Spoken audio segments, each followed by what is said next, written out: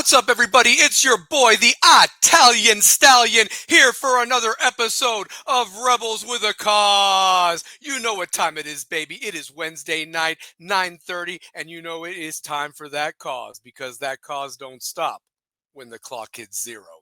Gonna have a great show tonight for you. I mean, guys, we are less than 24 hours from college football officially kicking off. We had some nice appetizer games last week. Iowa State getting a leg up on the competition, getting a lead in the Big 12, winning that awesome game against Kansas State in Dublin. Also, Hawaii, of all teams, who was left for dead a couple years ago, finds a way to win against Stanford. And how far Stanford has fallen from when we used to talk about them being a national championship contender with the likes of Andrew Luck.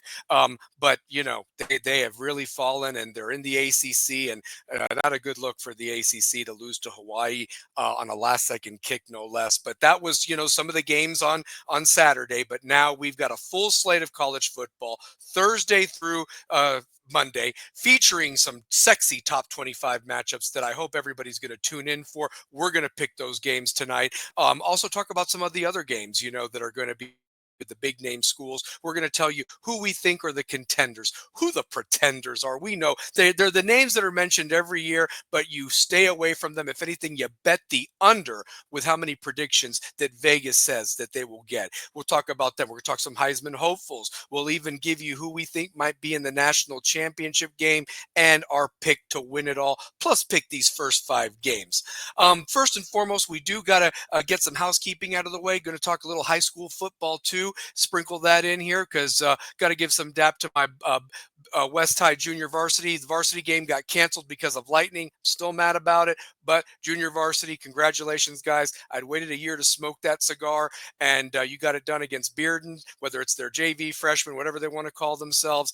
20-0 on the scoreboard. Nothing to hang your hats on. You got one on them. Keep it up next year when the varsity games actually played. So shout out to you guys, and getting ready for Maryville in both varsity and JV this Friday and Monday, respectively.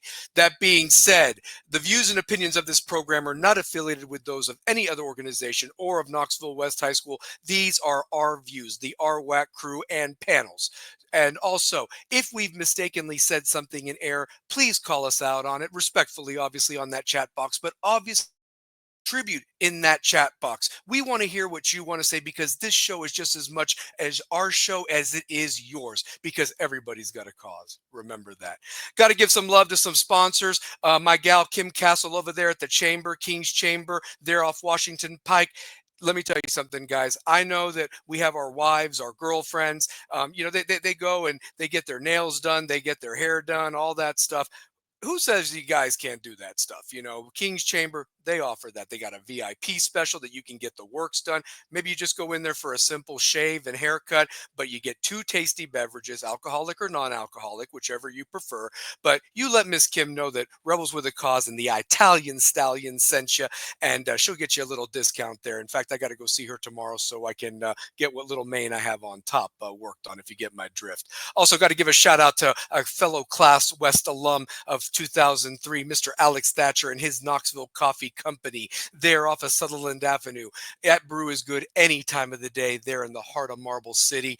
Let him know Rebels with a Cause sent you. He'll fix you up. And, with it being a little chilly now, with the fall coming, that coffee's going to be even better. Just let him know Rebels with a Cause sent you. Also, got to give some love to Josh Fink and Corey over at Razor Shop Barbershop. If you're not looking for the works but a simple haircut, definitely go see them, pay them a visit. Let them know that 332 Studios, 2 Pair Tate, and your boy, the Italian Stallion and Rebels with a Cause sent you. See if they'll hook you up. And got to give some love to our guy, Big Fact Sports Network there. Follow them on 332 Studios, our sister channel. They're on YouTube broadcasting some really good stuff, football, music. The entertainment value is there. Go like and subscribe if you haven't done so already. Also, real quick, before I bring on my panel, I just want to give a big thank you to everyone that tuned in for high school game day last Saturday. Myself and Big Game Kerry Reeves, we were live from Bill Wilson Field. It was a fantastic hour previewing a game that will never take place. However, it was still fun. We had a great time doing it, and I want to thank the 111 views that we got that beat last year. Thank you love, up to now 105 subscribers, and it's just going to keep growing, baby. So this cause started with a dream, and 25-year dream by doing a live show from West High School. So I'm really happy that everything came to fruition. Wish a game would have taken place, but we can't get it all. But again, thank you for all your love and support. And every show that you watch, hit that like button if you haven't subscribed already. And that really helps with the analytics. And over 10,000 views. And this is now episode 88, and it just keeps growing, baby. Don't stop when the clock hits 0. Let's bring on my panel, though. Let's get to talk some football. Let's see what you guys want to see. First and foremost, I got to bring him on because he's one of the OGs who helped me start this thing. He is our beloved stats guy. He is our coach, as named by our guy, Parker Dubon. Keep doing great things over at Auburn University, young man. But that being said, more than anything, give him a warm Rebel with a Cause welcome. Super Vol fan as well for life. The one, the only, Mr. Shane O'Mac, Shane McGee. What's up, man? What's up? Hey, buddy, looking good with that Vols hat and the jersey. You're ready for Saturday, and it's not even Wednesday night or Wednesday at midnight yet. So, oh, there we go. Oh, look at that. He's got the helmet. Look at this. Yeah, if you don't like the Vols, you can turn the channel. That's all I'm going to say right now. So, the hell with you. But anyway. I appreciate all the prayers y'all been sending my way. Life sucks right now on my end. I know God will get me and my son through, but I need this tonight because with the way everything's going, Keegan hasn't been able to go football or anything. So just I mean, you know the details of what I'm dealing with, but just want to say it just sucks right now. I'm trying not to break down, but I need this tonight because this is my safe place right now. Hey, listen, this is what this is all about. This is like a men's therapy hour right here, honestly, to talk football, okay? So this is the best time of year right here. We've waited all year for this. It's like Christmas morning for us grown adult men here and so forth. Yeah. But brother, let me tell you this. I had a bad May myself, as you know. I left it in God's hands, and now I work for a phenomenal company with wonderful people. And, I think that great things are on the horizon for you. And, you know that I pray hard every moment for you and Keegan. Honestly, love you, brother. I appreciate it. Yeah, just keep us. Everybody's watching, listening, whenever you see it. Just keep us in your prayers. We can use it all right now. Just life has been kicking us one week after another, and a lot of things changed over the past couple of weeks, especially over the weekend. So we're just trying to make it day by day right now. Yeah. Would have been nice to have that game. Would have been a nice distraction. I know I needed that JV game to even give me a distraction. I was surprised to find out that was nothing but freshmen on Bearden. I know that was something. That really was something. They did all right. They held their own, and it was nice to see Jace Heupel out there getting the some work in there with the JV and different work with that line as opposed to the varsity line that he's had in the scrimmage. Yeah, we'll say that much. But credit to the JV boys for getting it done against Bearden. That being said, I want to give a shout out Ian Walker, big Iowa State fan. His Cyclones got it done in Ireland, so hell yeah, go State, go Clones. So absolutely. Next on the panel, let me tell you something, man. He was there for me Saturday, and I know he was just as bummed that the game didn't happen, but he's a big Vol fan, our resident Bill Mafia guy. But most and foremost, that when he shows up, it's a big game going on here locally in Knoxville. He lover of sports. I'm proud to call him not only a great friend, but a brother. Big game, Kerry Reeves. Bring him on, baby. Let's go. What's up? How's everybody doing? How you doing, man? I'm doing great, man. Hey, Shane, I feel you, man. I'm praying with you and Keegan. I went through my health struggles for the past year. Almost a year ago, this is when all of them started, but I trusted in God and without God, I'll be honest with you, I don't think I would be here today. So trust me, God does wonderful things. I'm keeping you in my thoughts and prayers, you and Keegan, every single day, brother. I appreciate it, brother. Yeah, God's Keegan and we're keeping me here right now. So there you go. And we're here, and I'm here to celebrate being a panelist and ready to talk some football, man, because that game Saturday just got the appetite just wet. Watching Iowa State and Kansas State play in the rain in Dublin got the appetite wet. Now I'm ready, man. I'm ready to go. Absolutely. Well, let me just tell you this. We were supposed to have this guy on a couple weeks ago.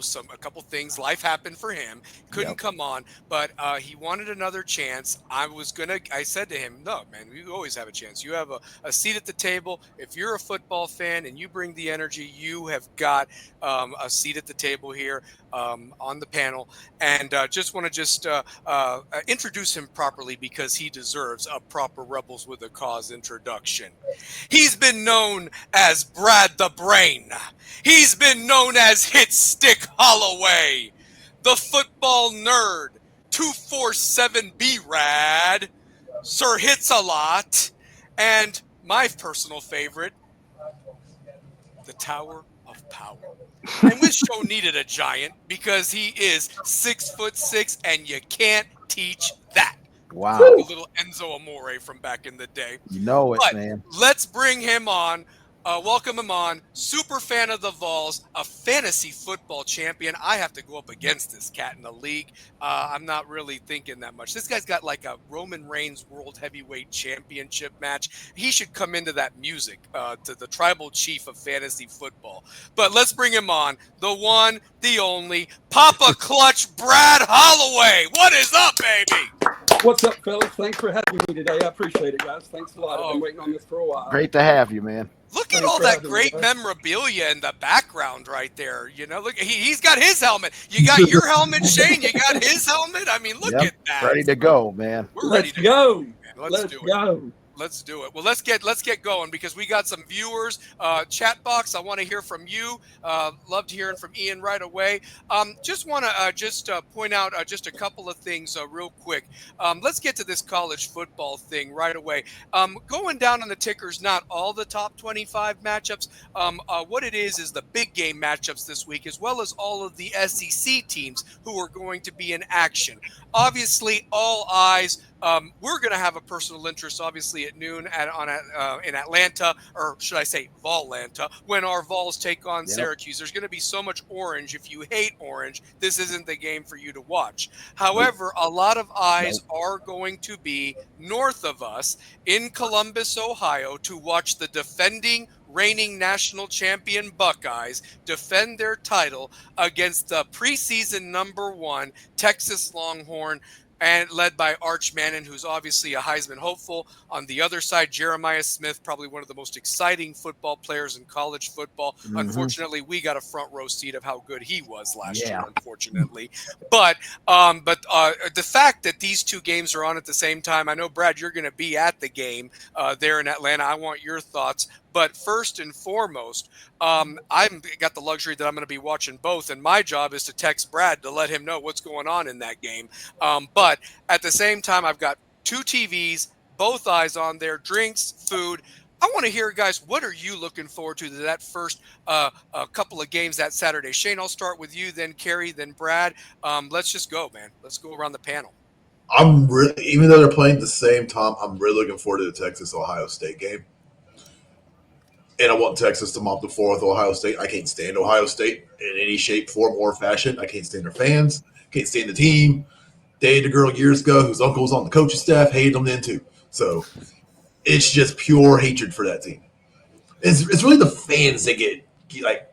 I know a bunch of Ohio State fans. They're some of my closest friends from the military. But when it came to football season, they're the worst fan base to deal with. I will deal with Florida, Georgia, and Alabama all day. Wow, that's saying something. Wow. They're obnoxious. I mean, cocky. Like, they just assume that they are the greatest thing in college football ever. Well, like the Cowboys are fans in the NFL. They think they're the world's greatest fans, and I laugh at them too. Well, to be fair with Ohio State, I mean, it took a flag in the desert against my school or what have you more than anything to give them that pub, because realistically they had some successful years, but realistically Michigan was running that show until Sweater Vest Tressel came in there, and then of course the people that came after Urban Meyer, and now you've got this Day guy that finally got it over the hump. They had to pay $30 million for their national championship. Chip Kelly's no longer there, but they're breaking in a new quarterback, couple new running backs, but they're loaded. But it all starts with Jeremiah Smith. On the other side, it's Arch's team. It's no longer sharing with Quinn Ewers or Monk or anybody else. He is the guy at quarterback for Texas. Kerry, what are you looking forward to in that game? Some polls it's 1 versus 2. It should be really. With all due respect, you should be the champion regardless of what you lost at number 1 until you are beaten. And Penn State, with their crap schedule, is number 2, and playing Nevada at 3:30 on CBS. Again, CBS, great job losing the SEC network to broadcast that instead. Yeah. ABC's got Tennessee, Bama, and LSU, and you sprinkle in some Clemson, Florida State, and Syracuse, 3 traditional programs. I mean, ABC's got the day made. They'll have all eyes. Making money all day. Oh, yeah, absolutely. It pays it back. They got the weekend. They've got the weekend between Saturday, Sunday, and Monday. Them and ESPN, they got the weekend. They do. But this Texas and Ohio State game, how many NFL scouts are you going to think are going to end up in Columbus? They said that last year's game in the playoff, there were 32 players from combined both teams that have made NFL rosters this year. If that is true, that is the most out of one game in the history of college football, that 32 draft picks and unrestricted free non-drafted free agents made NFL rosters this year. That's how big talent-wise this game is. This game is going to be a superb game. It's going to be a low-scoring game. Really? I think it's going to be a lower-scoring game than people think it's going to be. I think both defenses, especially Texas's defense, is unfreaking believable. And I think that will be the difference in this ballgame. Jeremiah Smith is going to get his yards. They're going to try to get him involved from the start and go. But I think Texas is more balanced. And I think it's going to be Texas in a closer than expected, but I think Texas gets the W in Columbus. Brad, before I go to you, the one thing that I do want to state is that I'll tell you one thing. Steve Sarkisian has built an absolute monster. You talk about the coaches that are from that Nick Saban tree. Love him or hate him, Saban knew what he was doing. And when Sarkisian may have flopped at USC and so forth like that, much like Kiffin, he went and learned under Saban. And, he has made the most of this opportunity. And here he's got Texas. I feel Texas is way ahead of Oklahoma. I wouldn't have said that 15 years ago when Mac was there and Bob was there. Bob Stoops, obviously, But now, Texas looks like they belong not only in football, but in all the sports now that they've joined the SEC. Oklahoma, with the exception of softball, is lagging at this point, And so I'm just saying that Texas has center stage to really flex their muscle.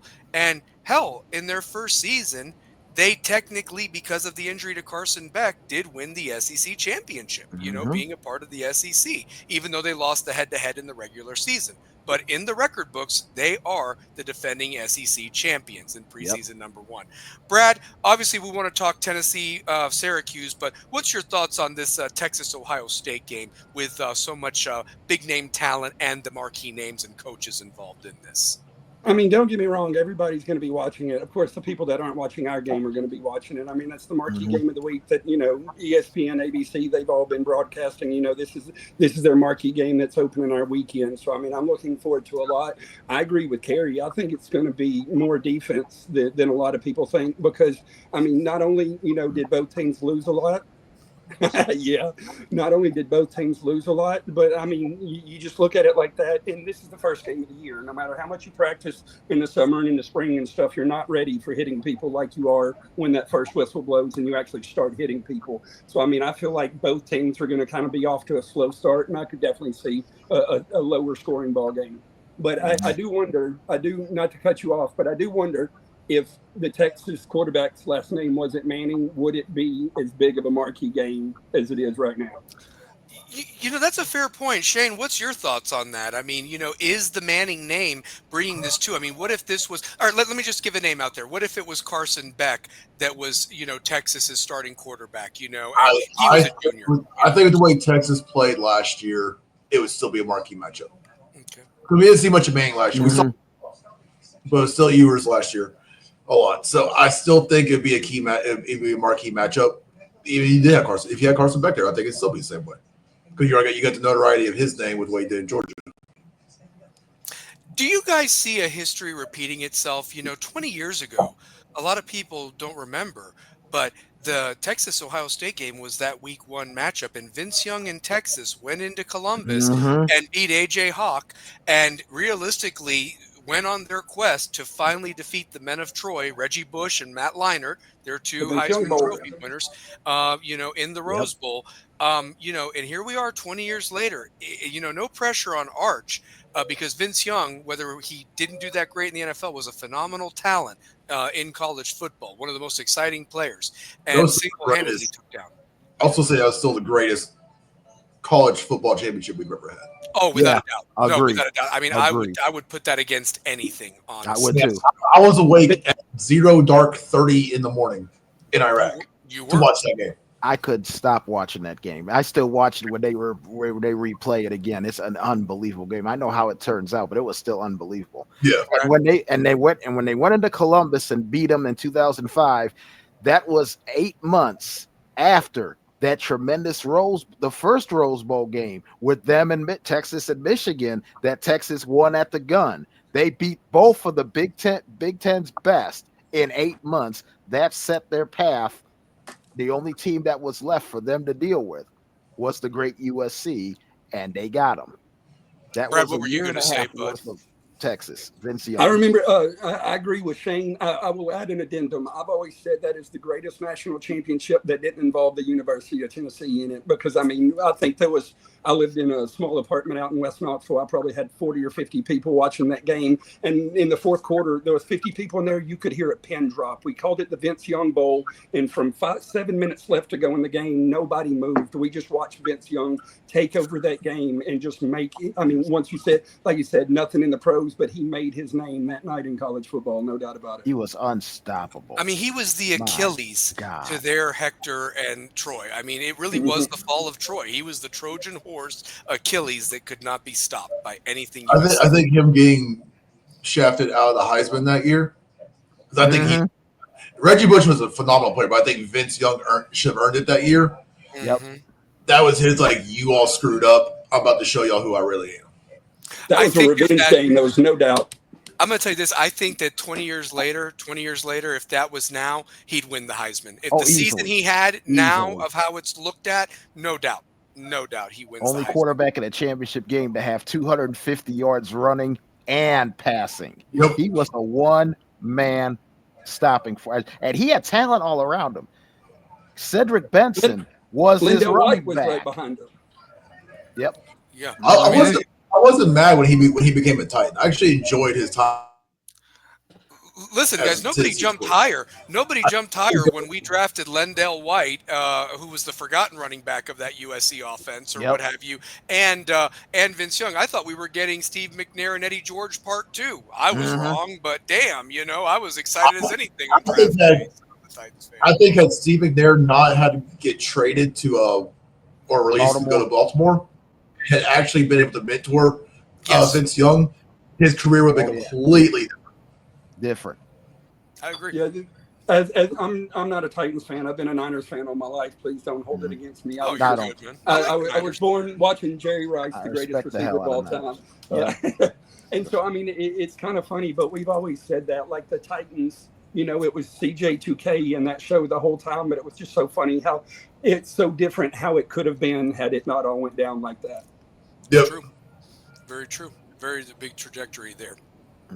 Some of the other matchups, obviously we can talk about Tennessee and Syracuse, but some of the other matchups, obviously Georgia's taken on Marshall, Alabama, Florida State. This game we've made fun of in the last few weeks, but I'm going to tell you this about it. What's so interesting about this game is the fact that it was made 10 years ago. They make these schedules so far in advance.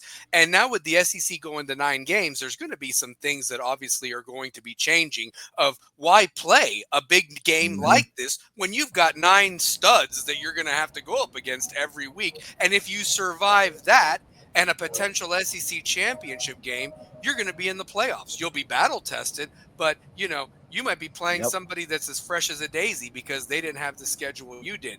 That being said, your thoughts, though, on the fact that you look at this Florida State Alabama game, it was made when Jimbo and Nick were still there. You know, it was potentially, you know, the mentor against the pupil.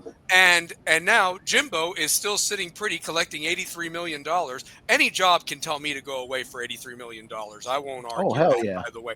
But and Saban is on game day, you know, and so now you've got Norvell at Florida State, who had 1 year until his quarterback got hurt. They had a terrible year last year. He's got Boston College's quarterback there, and now Alabama is trying to find a quarterback as well as a running back, because that guy's in the NFL right now, in Jalen Milroe. And Alabama fans are ready to run Kalen DeBoer out of here as quickly as can be. So my question is, and it has been talked about. It has been talked about privately in this show, in circles. What if Alabama goes to Tallahassee and loses to Florida State? I'm not saying it'll happen, but I'm just saying, what if it does? You know, Florida State obviously needs that win, but Alabama, that's. I think it's. Sorry to interrupt you. I think it's highly possible, because the Alabama killer is on the staff with Mike Norvell. The new offensive coordinator is Gus Malzahn, who has killed Alabama and has had 8 months to prepare for Alabama. With a week, he's dangerous. He's had 8 months. Florida State is not going to be the same Florida State we saw the last year and a half after Jordan Travis got hurt, and they just had a disaster of a year last year. Florida State is going to come out. That crowd is sold out. It's a renovated Doak Campbell Stadium. I think it's supposed to have like now 90 to 95,000 people in there. Ty Simpson, new quarterback for Alabama. This is going to be an interesting challenge. Brad, what's your thoughts, real quick, on the on this new look Alabama? You know, traditionally they had the 5 stars. They were good on the trenches on both sides. They had a stable of running backs. Lately, they had even a stable of wide receivers that are making their name on Sundays. You know, even had a Heisman Trophy winner in Devonta Smith playing for the Super Bowl defending champ Eagles. Shout out to Michael Lynn. But you know, what are we expecting from Alabama? What's their identity under Kalen DeBoer? Well, first of all, I mean, myself personally, I'm extremely biased, because when it comes to Alabama, I hate them, but I have to respect them. I mean, there's no doubt about them. You don't beat us as many times as you did and just get lucky. There's some mutual respect and mutual hate there. There's no doubt about it.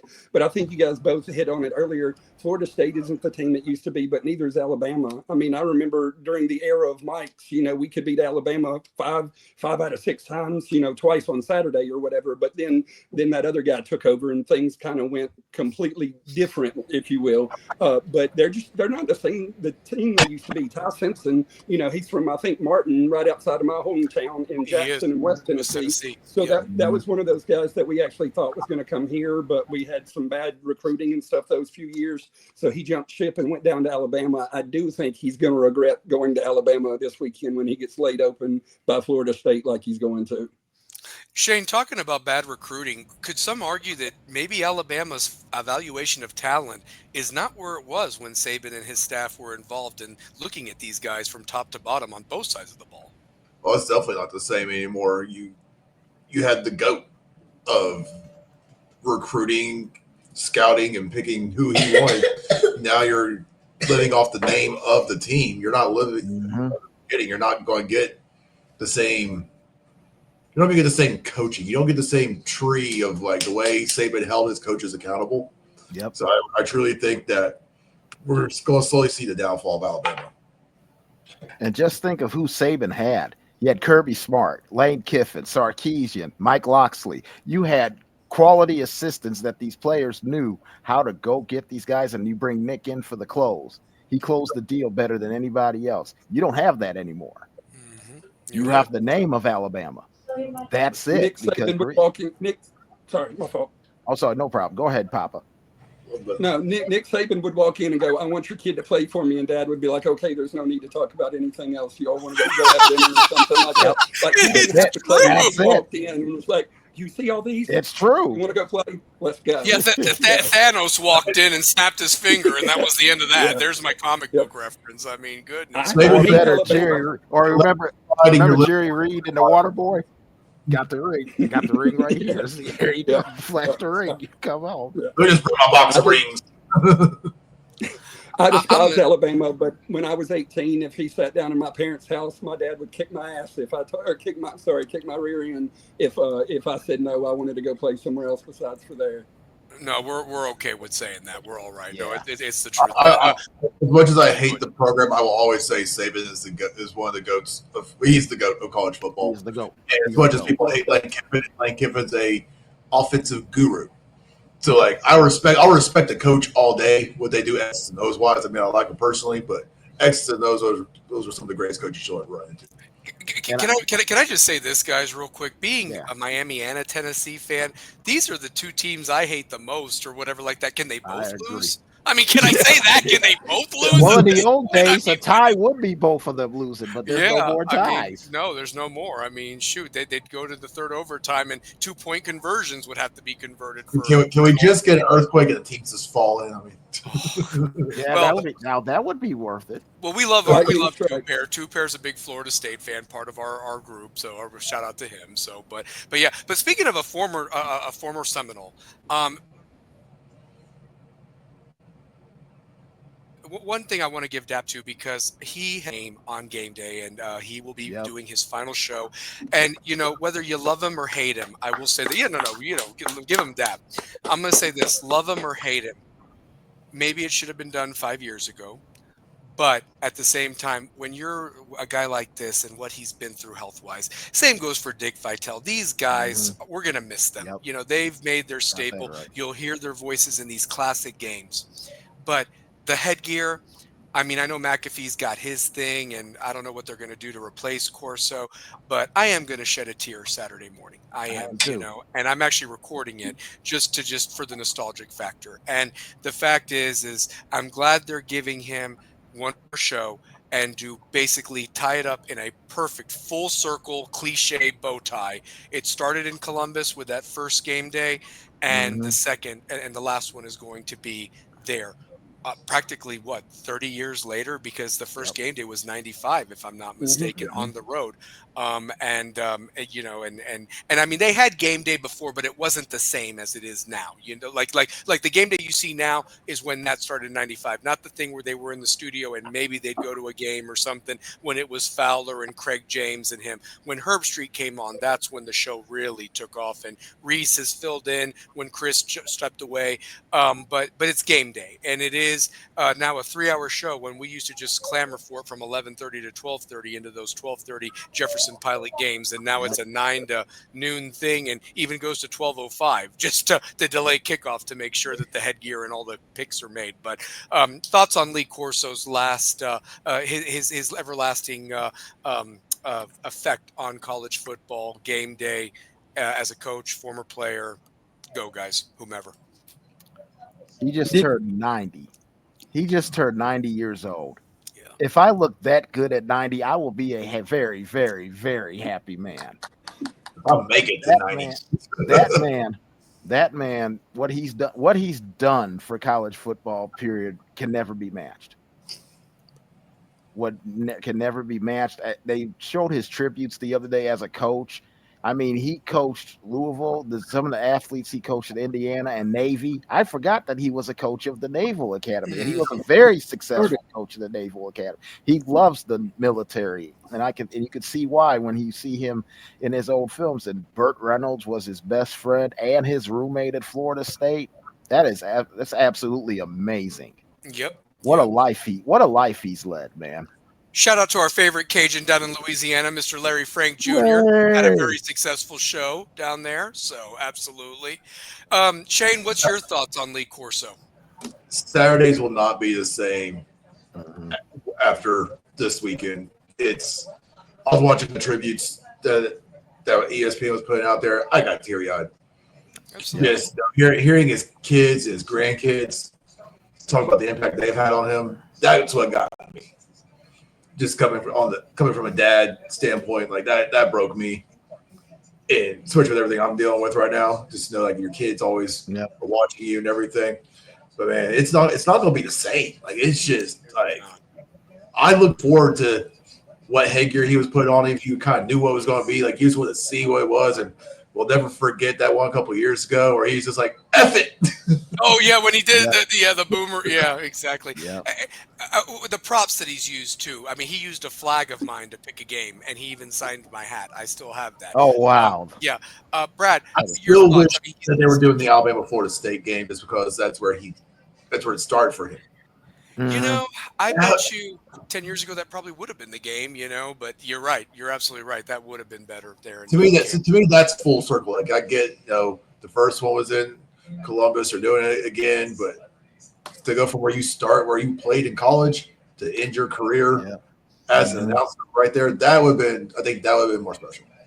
Yeah, absolutely. Brad, what are you going to miss about Lee Corso? And was there any memorable time he picked Tennessee, and it was nice that he was right about that one for a change? It's funny that you bring that up, because first of all, Lee Corso, I mean, he's generational. I don't know the term. I mean, he's a fixture. He's your John Ward. I mean, he's, you know, for us, I mean, you get one of those a generation if you're lucky, and we were all lucky enough to live during a time when we got to see the GOAT of college football talk about what he knows best. And it was just, you know, I remember growing up watching it with my dad, and I didn't really know what was going on. And in the early 90s, I started learning football and stuff. And he's like, listen to this old man, and you would just sit there and listen to him. And he didn't really make a lot of sense until he started making picks. And then you're like, this guy knows what he's talking about. There's no doubt about it. And you guys talk about 90 years old. I won't make it there, but if I know he's got an earpiece in his ear, but if I can remember that much about college football at 90, I feel like I've done something right in this world. But I think I might, not to cut you off, but I think I heard you mention something earlier, that ESPN tribute they did to him. I think it was 2 Fridays ago when they showed it before the Iowa State game. I mean, a grown man, and I was in tears, like, I'm glad there's not anybody around here. No, yeah, those onions. I mean, we were just chopping up onions to put in the chili. What are you talking about there? Especially when I saw Herb Street and his tribute, because Herb Street has thought of him not just as a friend, but like a second father. When Kirk lost his, Lee became his second father, and what he has meant. The stories that Kirk has told about Lee, he's like, you know, this is a guy that, I mean, he'll drink you under the table. Like, they've had some fun, I'm sure, on the road, you know, leading up to the games, the post things. And, you know, Lee used to be on the sidelines. And I remember one time he almost got wiped out, and that older man jumped and moved, thank God, or his legs would have been taken out from under him. And it's like Sunshine Scooter still got some moves. But, you know, Brad, you touched on something. It always struck me. I didn't realize he was a Florida State alum, but I thought that he loved Florida so much, and it would get under my skin as a kid every time he picked Florida against Tennessee when we had Peyton Manning. And damn it, he was right every time. I'm like, screw this guy or whatever like that. You know, you're going to be wrong, Lee. You're going to be wrong this time. Nope. We were the ones with egg on our face, you know. But hey, 2001, he was wrong. Man. He was wrong in 2001. They were there that day, and I remember that day because I was down there too. And I was an officer, and I was with the band. I helped escort the UT band down to Gainesville. And I'll tell you what, he was wrong that day. and they let him know about it in the post game. But they were but Tennessee fans were classy about it. Let him know he was wrong, and he admitted, I was wrong. Not to be a jackass or whatever like that, we should have known he was already kind of slipping or what have you in 2001. He picked Nebraska over that great Miami team in the 2001 Rose Bowl. I mean, don't let your Florida State hatred get in the way of picking that great Miami team. But I personally think he just did it for ratings, because I think in the back of his mind he knew. Probably. So, but he's an amazing guy. Got to see him on the sidelines of the UT games that I worked. The last time he was here with the Alabama game in 2022, the scene of him sitting there with Peyton and McAfee, and that, I'll never forget that as long as I live, because he looked like he wanted to pick Alabama, but he goes, give me Tennessee. He flew off that cap and put it on, and that was that place just went absolutely nuts. Not to cut you off, Kerry, but I want to just give a plug to Larry Frank because if everybody knows, I used to do U Talk with Larry Frank and Devin Lloyd. Tomorrow night, they are having the great Jimmy Johnson on their show tomorrow night. So tune in to U Talk on YouTube if you want to see them. Larry talking about how he's a little bit nervous interviewing him. You're going to do great, brother. Honestly, you just be yourself. Yeah, you are. Know your stuff, and I'm sure he'll appreciate anything you ask him. And what a tribute to you guys to get. I mean, you've had Santana Moss, Jeremy Shockey, Clinton Portis. You've had a kid from Kid and Play. You've had Tommy Davidson on there. You've had Ben Troop, and now you have the great Jimmy Johnson on that show. So one of my 10 greatest coaches of all time. Funny story. I served with Ben Troop's brother. Did you really? Really? Yeah. Let me tell you something. Ben Troop was probably one of their best interviews. Even though he's a former Gator, the guy just knew football and he's a heck of a football player. A hell of a football player, tight end. And I met his brother on a deployment to Iraq. We were in Al-Qaim, Iraq, which is an old train station right there on the Syrian border. Met him there because I was a huge Titans fan. And then I get orders to my next unit. It's the same unit he's in. So got to meet him a few times. That's pretty cool. Even got to go to a Titans game courtesy of him. That's pretty cool. That's pretty cool, man. So for sure. So, well, back to the matchups though. Obviously, speaking of Miami, you got the Catholics versus Convicts on Sunday night. That's going to be the big game Sunday night. But before you even get to that one, you've got a 3:30 game between South Carolina and Virginia Tech. I almost call it the Beamer Bowl in a way because Frank Beamer, legendary coach for Virginia Tech for so many years, his son Shane at South Carolina. I mean, we've talked about it on this show. We think South Carolina is one of probably those teams that might be overrated. Yes, they paid a lot of money for their quarterback, but they lost a lot from that team from last year. And, Virginia Tech is no slouch. Also, this game being played in Atlanta as part of that Chick-fil-A big weekend classic. Tennessee, Syracuse Saturday. You got Virginia Tech, South Carolina on Sunday. What's your thoughts on that game, by the way? Give me the Hokies. Nice. I like that pick. South Carolina, all they have is swagger, and that's it. I don't think they have anything to back it up. They haven't for 2 or 3 years now. Beamer gives a bad name to Shane's all across the world. Yeah. For me to respect his dad so much, he has ruined his name. Yeah, tell me. He's a little jerk. He's a little jerk. He really is. And he runs his mouth. I mean, he really runs his mouth, and he hasn't done anything to earn that status. You would have thought that he's won an SEC title to be that. Did you see their new apparel deal that they got? What now? No, I didn't. South Carolina's going to Nike. They're basically getting what Tennessee had. It's like, oh, we're getting $500,000 for something. I'm like, yeah, I'm starting to see how Nike operates, even though it's right there on here, but I'm repping my school, so it's different. But Tennessee won in this apparel deal with Adidas. Yes, they did. $20 million a year for 10 years, and money's going towards the players. Ooh. And I'll give you an even bigger kicker. The vice president of the Adidas is Candace Parker. Look at that, man. You don't think that's very convenient. You don't think she's going to add another few dollars to her alma mater, especially her girls? Oh, yeah. And Tennessee's got full control over their jerseys. So we aren't going to get those hideous gray checkerboard ones that they try to throw out. What was that? Butch's last year, I think. God, those are hideous. Tennessee is going to be to Adidas with Oregon and North Carolina with the Jordan brand to Nike. Yep. I was going to say, Phil Knights got some competition now. They got some major competition. Larry Frank writes, did y'all see Norvell giving the FSU band a pep talk tied by 40? I don't see it. I'll tell you this. Squirt guns, super soakers, that guy, man, whatever. He had dreadlocks. He was Memphis's coach. I mean, I don't know if he even survives after this year if Florida State has another 3-8 year or 3-9, whatever it is. But we'll see what happens with that guy. Virginia Tech, if they don't beat South Carolina, their coach better start getting prepared with a U-Haul van because Michael Vick will be coaching that team in 2 years. You might be right. You definitely might be right. I'll tell you one thing. He's turned that program around. That Virginia Tech coach. He played there. He kind of knows that mentality. Kind of reminds me of a younger Bud Foster, the great defensive coordinator the Hokies had. Brad, are you SEC biased with South Carolina, or do you think the Hokies get it done in Atlanta, getting a big win for the ACC, whether it is over a maybe middle of the road SEC team? But remember, anytime another league beats an SEC opponent, they thump their chest out because the SEC has shown to be the respect that it's gotten as so many national championships in all the sports. But what's your thoughts on that game, Bud?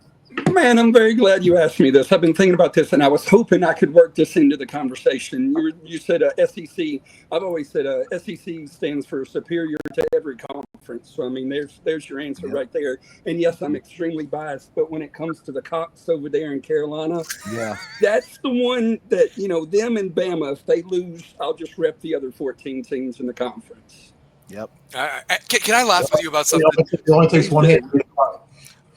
Can I laugh with you guys about something? A couple of years ago, South Carolina opened the college football season, and they had the announcer, whoever their guy is, and so forth, there at Bryce Wallace Stadium, and he said, "Get ready for the most exciting pregame in college football." And I'm like thinking on myself, like, what's more better than like the power tee or running through the smoke or something like that?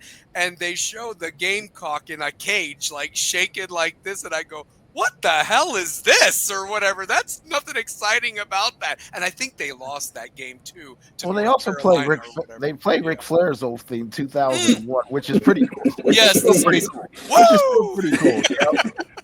Rick wants that back though. They haven't earned it anymore. But not a bad place to watch a game either is Columbia, South Carolina. I've been there several times. Not a bad place to watch a game, especially on a Saturday night. Yeah. I made the trip with Tennessee over for years with them, and that was always a great trip because it's a short trip. A lot of fans go. You could come back that night, or you could stay down in Columbia the morning and stay over. It's a great place to watch a game. And they have a jail. They still have one of the few stadiums that has a jail, a judge, and lawyers underneath. If you get arrested for intoxicating or anything in the stadium, you could be arraigned and bailed out the same night. It's true. Before the game's over. Only in Carolina. Only in Carolina. Only in Columbia. Yep. I will throw this out there, guys. Another game that is, you talk about a rematch of another national championship. I like to call it the last national championship game in BC, meaning before COVID. And it was Clemson versus LSU. It's the Battle of the Tiger this Saturday night, ABC's last game of the night. If we're the appetizer, you've got the afternoon course with FSU Alabama. You've got the main course at 7:30 between these two contenders. Both are the Tigers. Been a long road for both teams since both Sunshine and Joe Burrow are no longer platooning those teams. But your thoughts on this game on Saturday night between these two schools? No Orgeron either. No Ed Orgeron. Boy, simple to me. The winner of this game's in the playoff. The winner of this game gets one of the first spots. That's how big this thing is. You got 4 versus 9. You got probably 2 of the most experienced quarterbacks in the country with Nussmeier and Klubnik.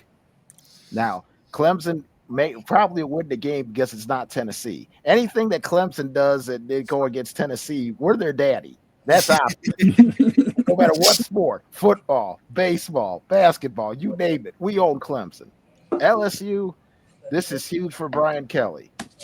If Brian Kelly ever needed to win an opening game, this is the one he needs to win. He loses this one, the U-Haul will already start moving slowly towards Baton Rouge because we all know where this is going quickly. If he, I think Larry or you said it best on the show a couple of weeks ago. He's 0 and whatever with these opening games for LSU, and this is as big as they come.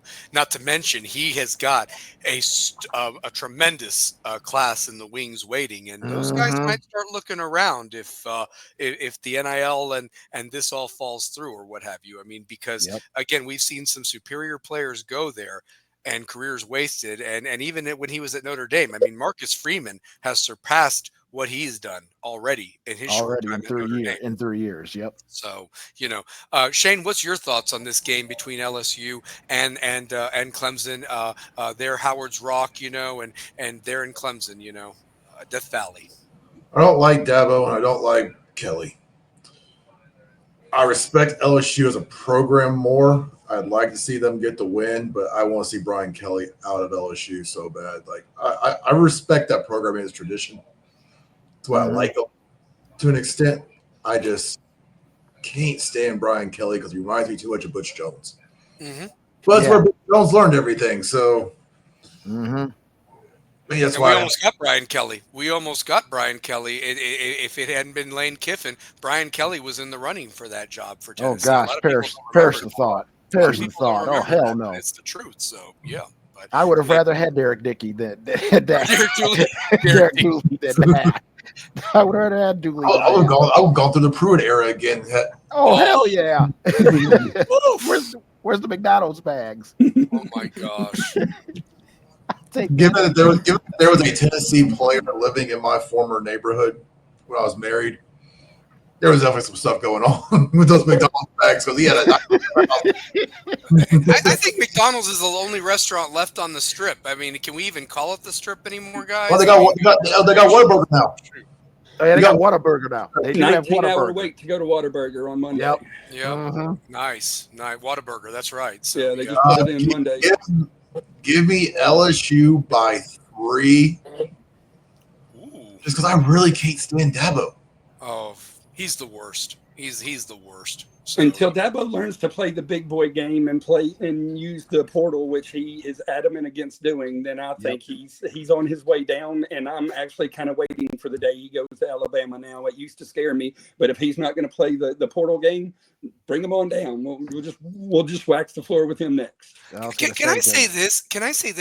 This is now going to be year 3 of the Cade Klubnik, and I'm just not seeing the hype there. That to follow in Sunshine. I know that what's his name? That was the Samoan kid that was there for a bit.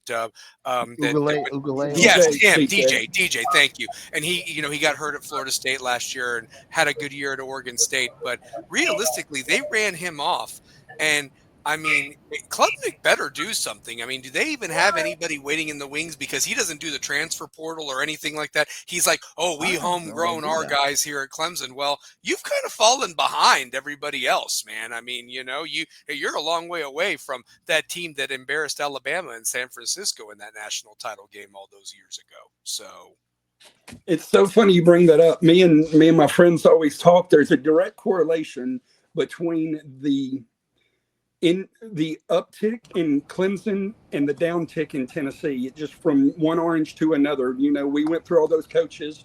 Heavenford Sunshine was supposed to come here. We all know the story of Sunshine. T. Higgins. T. Higgins was in our backyard. T. Higgins was in Oak Ridge. He worked with a buddy of mine at my previous job.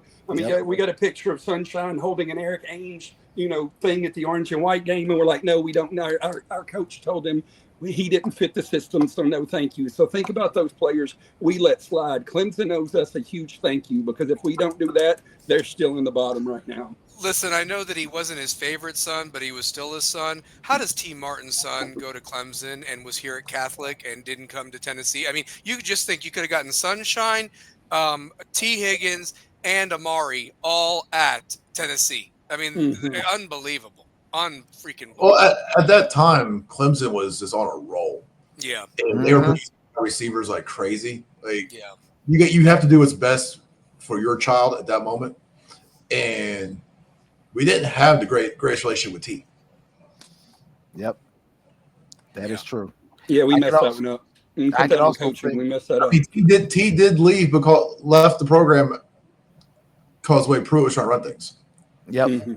Yep. And I could also think of another downfall that involves Clemson. Think of Deshaun Watson. The last we left Clemson, he was a national champion quarterback. His career and his life basically went out. You wonder what happened at Clemson. If all that stuff came out when he was a Texan, how much of that happened at Clemson? Clemson hasn't been the same since he left. That's true. Valid, Also. very valid.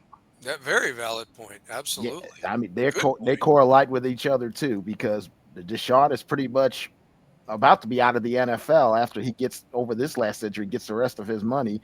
Dabo has had that one national championship appearance, and Joe Burrow, they nearly put up 60 on him. And I thought they were going to put up 80. Well, they called it dogs. They did. I'm going to throw. I'll throw something else out there. If you think about this, I wonder if Clemson even becomes the program that they come to be, because remember, Fulmer used to really get a lot of recruits out of South Carolina. I mean, we used to dominate South Carolina, and Georgia and Alabama to an extent until Georgia hired Mark Richt. I mean, yes, Mark Richt is Mark Richt. He got Georgia to where it was, and Kirby just took it to another level. But he wasn't inheriting a bowl of crap either. I mean, and you look at Clemson. The way they were recruiting,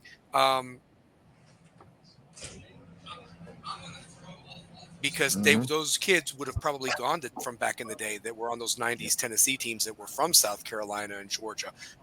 They went to Tennessee because those programs were down. And you see what Heupel's doing now. Heupel's getting back into South Carolina, getting back. Got a great quarterback. Great quarterback on the way. Top 5 guys. He's getting back into those states, and that's a big deal for Josh Heupel. Absolutely. So, yeah.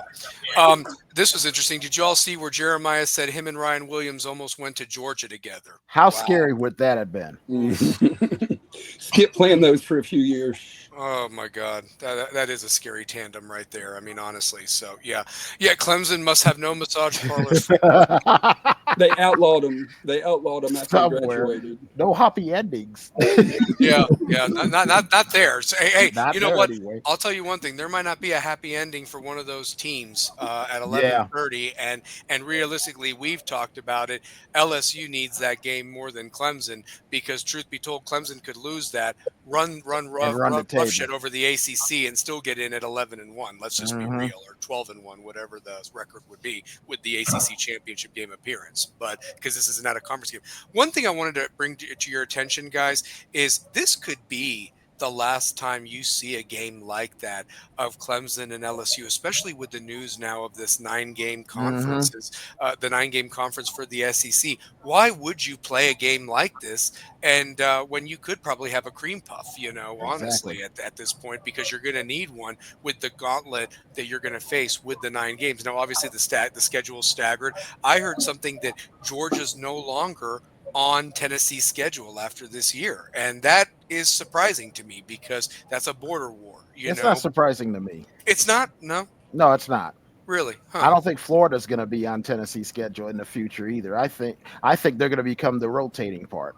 If you ask me who Tennessee, I asked some people this week, and I had a chance to answer a question myself. Who would Tennessee's 3 common opponents be?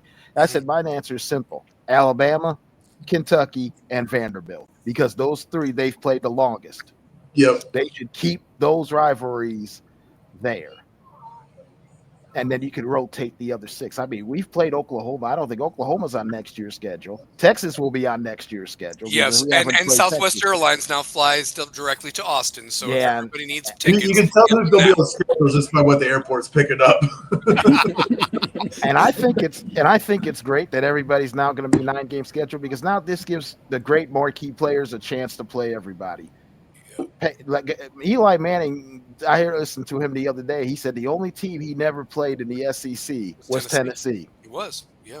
It was weird how that worked out. Yeah, how that worked. They said even with 12 teams, he never got to play Tennessee. He never got to play a game in Neyland Stadium. was in the rotation. The Jackie Sherrill's last couple of years during that time. Shane, Brad, do we agree on this? And I agree with Kerry. If Kentucky's on the schedule, got to bring that damn beer barrel back. Come on. Yes. Oh yes. Bring it back. It's been years since that accident happened. Rename the barrel. You don't even have to call it the barrel. I mean, they named it the Great Tailgate. They don't call it the cocktail party anymore. The Great Tailgate of You don't call it, even though it's an old-fashioned bourbon barrel, just call it the Barrel Bowl.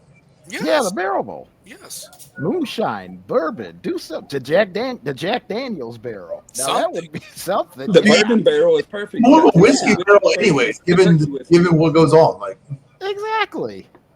Yeah. The Yeah. No, I Prohibition mean, I barrel. agree with you. something. Honestly, Kerry, you do have a point with that, with Kentucky and Tennessee. I mean, that there's some hatred there, and Mhm. obviously we've been more successful in football. They've been more successful in basketball, but but still, we've stolen a lot more in basketball from them than they have us in football. Especially recently. Especially recently. Exactly. So, yeah. And for both teams, we're each other's Super Bowl. If we beat them in basketball, we're on cloud nine. And if for some stupid And if they reason beat they us get in us in football. football, you can't talk to a Kentucky fan for a whole year if they beat us. You just can't do it. Real quick, just to talk Tennessee basketball real quick. The Tennessee Duke preseason game that's not even going to count sold out in 5 minutes and has Yep. 25,000 fans. It's going to be on ESPNU Sunday, October 26th. I was just absolutely. I'm glad I got my ticket, but yeah, it sold out in 5 minutes. 5 minutes. Just to let you know, a preseason game, 25,000. Duke coming here, and then Tennessee returns next year to Cameron for a preseason game. So unbelievable. So I think that's called an anything school, if I'm not mistaken. Yep, for sure. So, I will say this much. The other Big Ten, the other big top 10 matchup, obviously the Sunday night game, Miami against Notre Dame, Catholics war. versus convicts.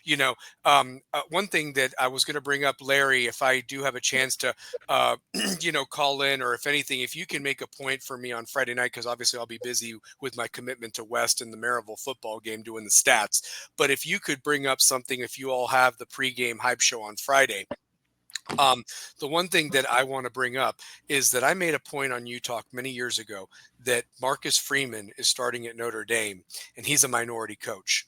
You have Mario Cristobal, who has come back home to Miami. He's a minority coach, being Cuban American.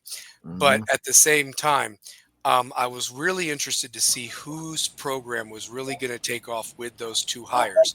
And yes, Miami had some success last year with Cam Ward, now with the Titans and the number one pick and everything.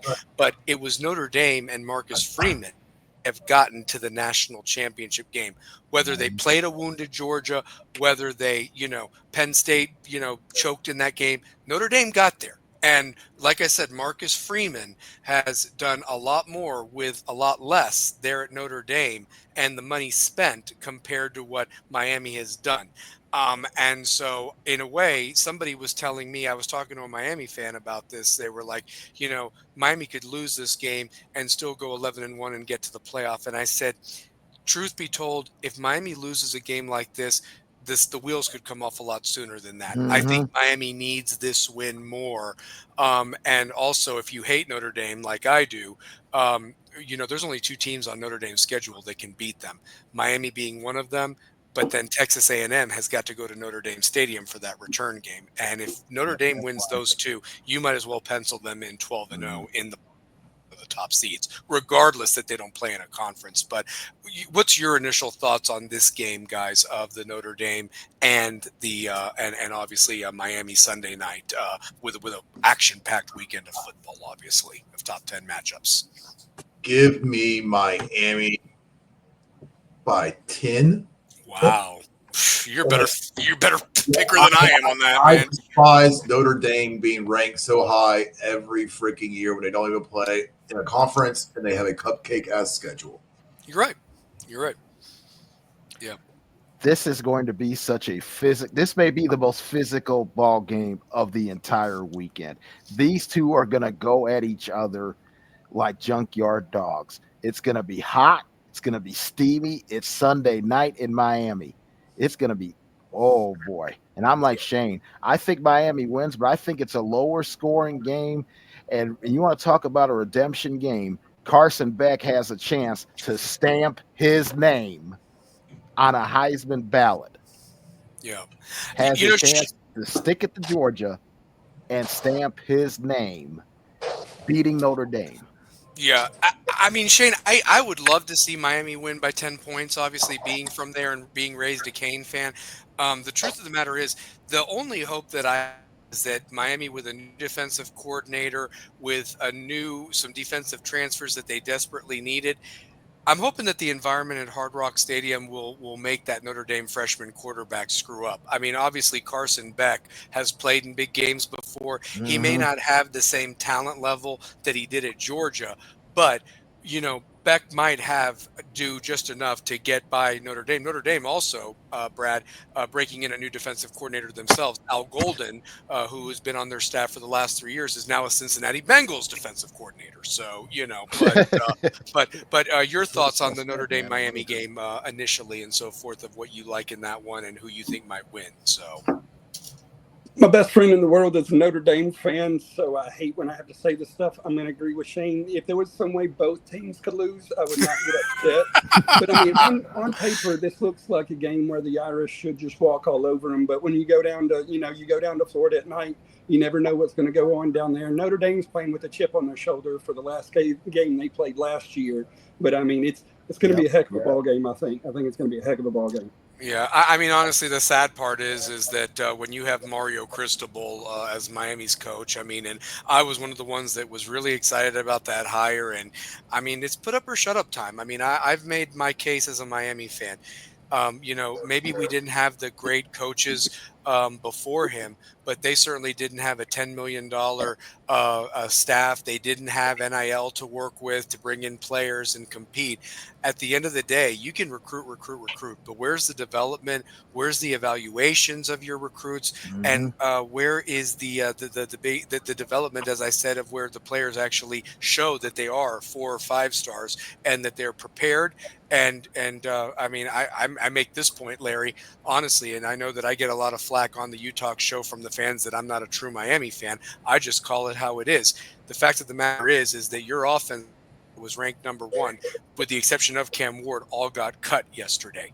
Damian Martinez, Xavier Restrepo, and the other receiver that they had, they all got cut, and those were all big time targets of Cam Ward. So some people could say that Elijah Arroyo is going to make the team because he got picked in the 3rd round as a tight end for who he got drafted by. But my point is that Cam Ward was the reason why that fool's gold of a Miami team had the success that they did. I was excited for it as a Miami fan. It was good. It was something to talk about. But at the end of the day, we should have seen it coming. And the NFL basically said, you're still not the Miami of old. And so tomorrow or Sunday night, they've got to prove that, the money you've spent, is it on the right guys? And I've argued that with NIL for a long time. I mean, the loyalty's not there, guys. I mean, here we've got Tennessee, Syracuse. Let's talk about this game. I mean, here, a year ago, we were thinking, okay, Nico will be back. Well, Nico's not here, and I'm glad he's not here. I don't want anybody that's not here that doesn't want to be here more than anything. But damn it, how many guys that have been here that didn't even play for $2 million a year like this, ungrateful prima donna, honestly. Let's be real. So what's your guys' thoughts on, what we've got here at Tennessee at quarterback, and, the NIL situation, and how does their season start with a Syracuse team that's pretty much rebuilding from everything they lost last year, but still a good coach who knows, how to build a program with SEC ties. What's your all's thoughts on the Syracuse game? Shane, if you want to go first, go for it. So, yeah. Give me Tennessee by 17. And I think Syracuse will just be happy to see a whole bunch of orange and a stadium packed full. Might be the wrong shade of orange, but right shade. It's good. It's not going to be their orange. Yeah, it's gonna be our right shade. But for them, they'll be happy to see a bunch of orange in stands and stadium be packed for once. I will say this much, guys. I really believe that again, Syracuse, like you've mentioned, Carrie, your mom, I believe, went there, and it was a very proud program. Jim Brown, the Express, and Donovan McNabb. They've had some great players over the years. Maybe we're known for basketball as of late because of Boeheim and Carmelo and all that, and some of their successful players that played there. But realistically, Tennessee once upon a time started their national championship season against Syracuse, and that Donovan McNabb. And they had saw that same season. We got them again, so hopefully it feels like 98 the whole way through. This is going to be with a few less heart attacks this time. When I looked at this game, I looked at what left and what's all right. Syracuse has replaced 20 of 22 offensive starters and defensive starters. That's basically replacing 2/3 of half of a team, basically, that Syracuse had to replace out of the transfer portal. Tennessee, yes, quarterback, and then their defense is still intact.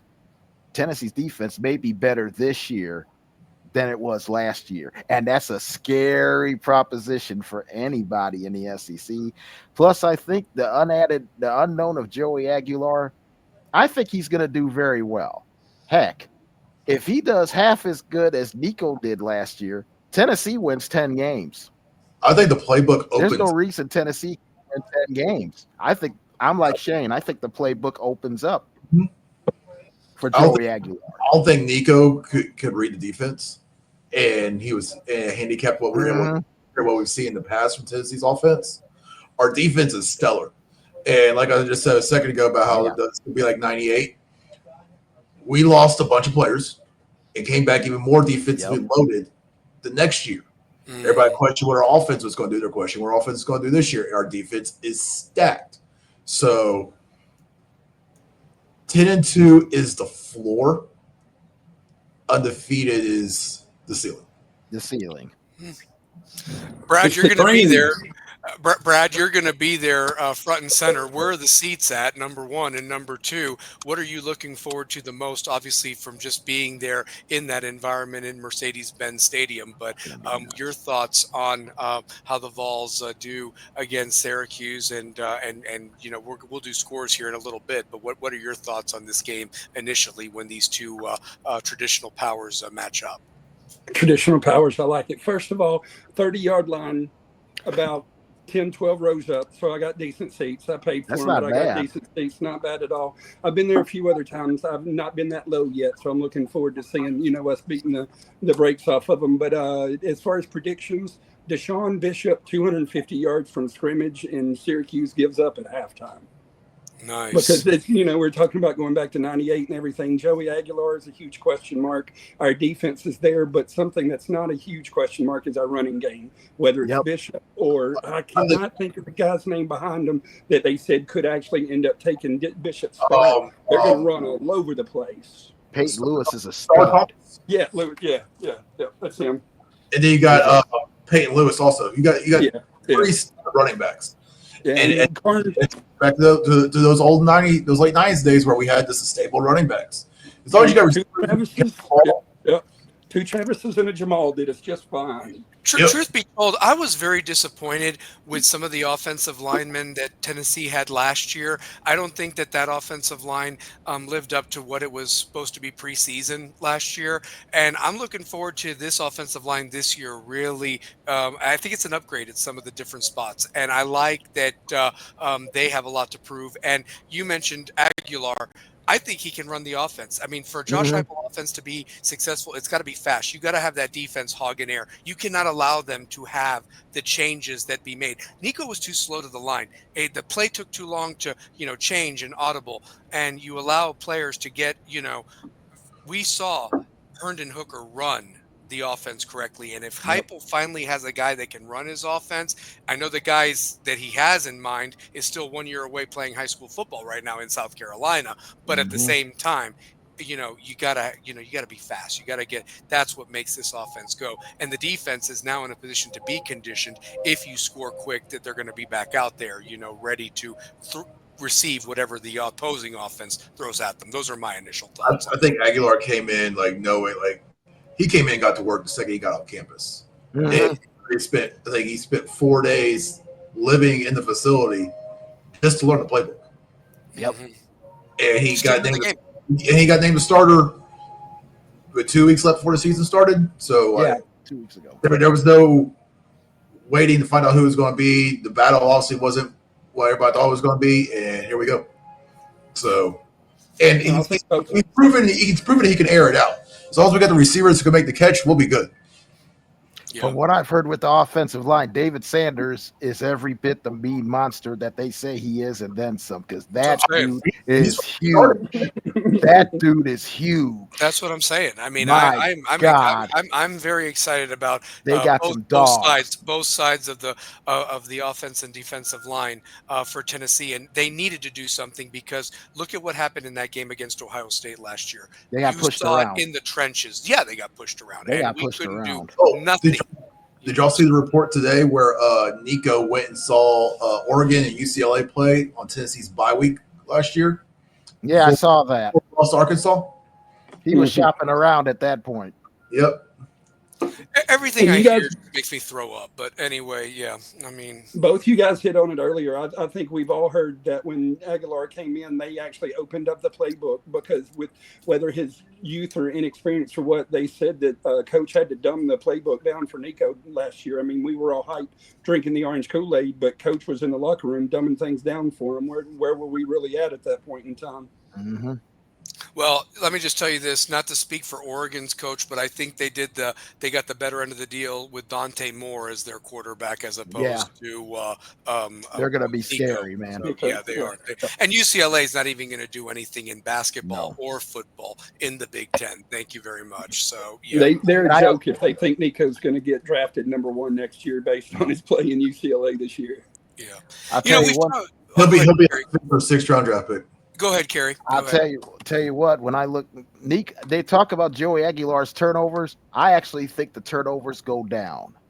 This offense is going to allow him to have a terrific running game behind him. If the running game does what they normally do, which is run for over 200 yards a game, his mistakes get cut down big time. And his receivers and his tight ends, watch his tight ends, Kitzelman, Ethan Davis. They may have a big year because that middle of the field may open up and they can run them seam routes with them tight ends, 1 6'5", the other 6'4".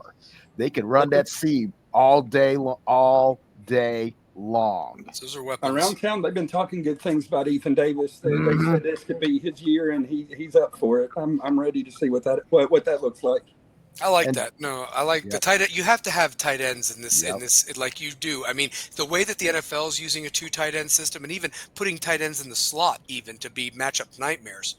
Got to do it, man. Remember how Princeton Fant was used when he was here when Hooker ran that offense? Mm-hmm. Ethan Davis have that same talent that he did.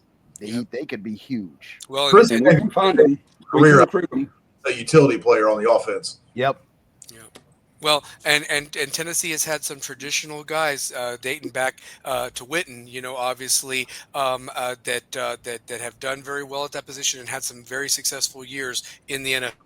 And by the way, his son, Jason, you mentioned Jason Witten. His son's one of the top tight ends in the country, and Tennessee's looking at him big time. He'll be at the Georgia game. Yep. Mm-hmm. Look at that. They've already offered him a scholarship. It's just a matter of when he's going to sign. Just a matter of time. Yep. Look at that. And they brought him up here without his parents for his first visit. Yeah.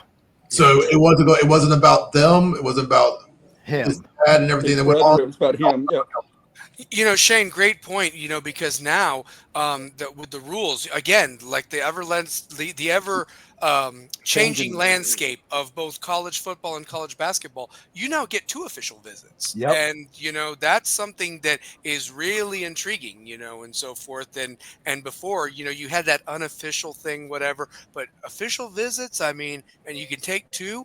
Like that's pretty big because that gives a school 2 opportunities to wine and dine somebody and really lure them in and so forth. I'm going to blow you away with this one stat before we get going on something else. The top 10 matches, the top 10 teams that we playing this weekend, 6 of those top 10 either have a new starter at quarterback or from the transfer portal. Yeah. That has never happened in this era. You're going to be seeing a lot more of that. Yes, you are. Football has changed. It won't ever be like when it's hopefully it's as good, but it'll never be like it was when we were kids watching it. Can I also one last thing before we do move on to the national championship contenders, and I think it's a great segue because you did bring it up, Kerry. This will be the first year that we don't have that COVID 5th extra year and all that in any of these sports, basketball especially. So it's going to be very interesting. I think you're going to start to see like a little bit of a change of maybe some people because at this point, I think people are throwing around cash, hoping to land a fish, but it's not a marquee fish, or they're going to have the experience of a guy that's had 5 or 6 years within a program. So, but you know, Diego Pavlo, the quarterback at Vanderbilt, this is his 7th year. He's the last of the COVID players. Yeah. He's the very last. And he shouldn't be there, but they gave him he the is 7th year. he is almost 2 years away from getting that Cam McCormick 9-year love that Miami has. He's that guy. So guys, who are some of your contenders right now? We'll do pretenders next, but who are some of the contenders that you really think Lightning can catch a bottle and maybe they have a special 98-like season like Tennessee did? Or are they a dominant team that we've seen in the past, like an LSU 2019 or a 2001 Miami? Who do you think, or do we have any of that at all? Do we just have a bunch of teams that have some names and maybe the schedule fits to what they need to do? Again, it's not just one game now. It really is about the playoff matchups and if you can get hot in December going into January. What are your all's thoughts? To me, there's no clear-cut just front runner. I mean, we've all talked about, or either this week or I was listening to you guys last week, Penn State is extremely overrated. Ohio State's going to have to prove it to me. You know, new quarterback, new system. They're going to have to prove. First of all, they play in the weakest division in the world. They have to prove that they can beat Michigan to even deserve to be there. First of all, but I don't see Michigan this year. Guys, can I just say this real quick? You're right. Brad, keep your train of thought. Penn State's football schedule this year is softer than a baby's ass. Anyway, keep going. So, honestly. It's easier than my Niners pro schedule. And, hey, I'll be the first to admit that. But, yeah, it's a cakewalk. And they're right up there with them this year. It's ridiculous. It's crazy. Villanova. They're playing Villanova. It's not even basketball. I mean, Nevada is the CBS 3:30 game this weekend. I mean, oh my God! Like, I know Colin Kaepernick doesn't play for Nevada, so he ain't walking in the door. Didn't even coach for them. How about that? Oh my God! I knew as soon as I said Niners fan, I knew it was coming up sooner or later. But I mean, you got to do it. You got to do it. I think it's more of a dig at damn Penn State playing Nevada that first. Yeah, game. that's more of a dig. I mean, my God. Really should, so. And Penn State's not done anything since they gone. Penn State's schedule is softer than Mario Cristobal's breast. Yep, absolutely. So you don't like Mario, don't you?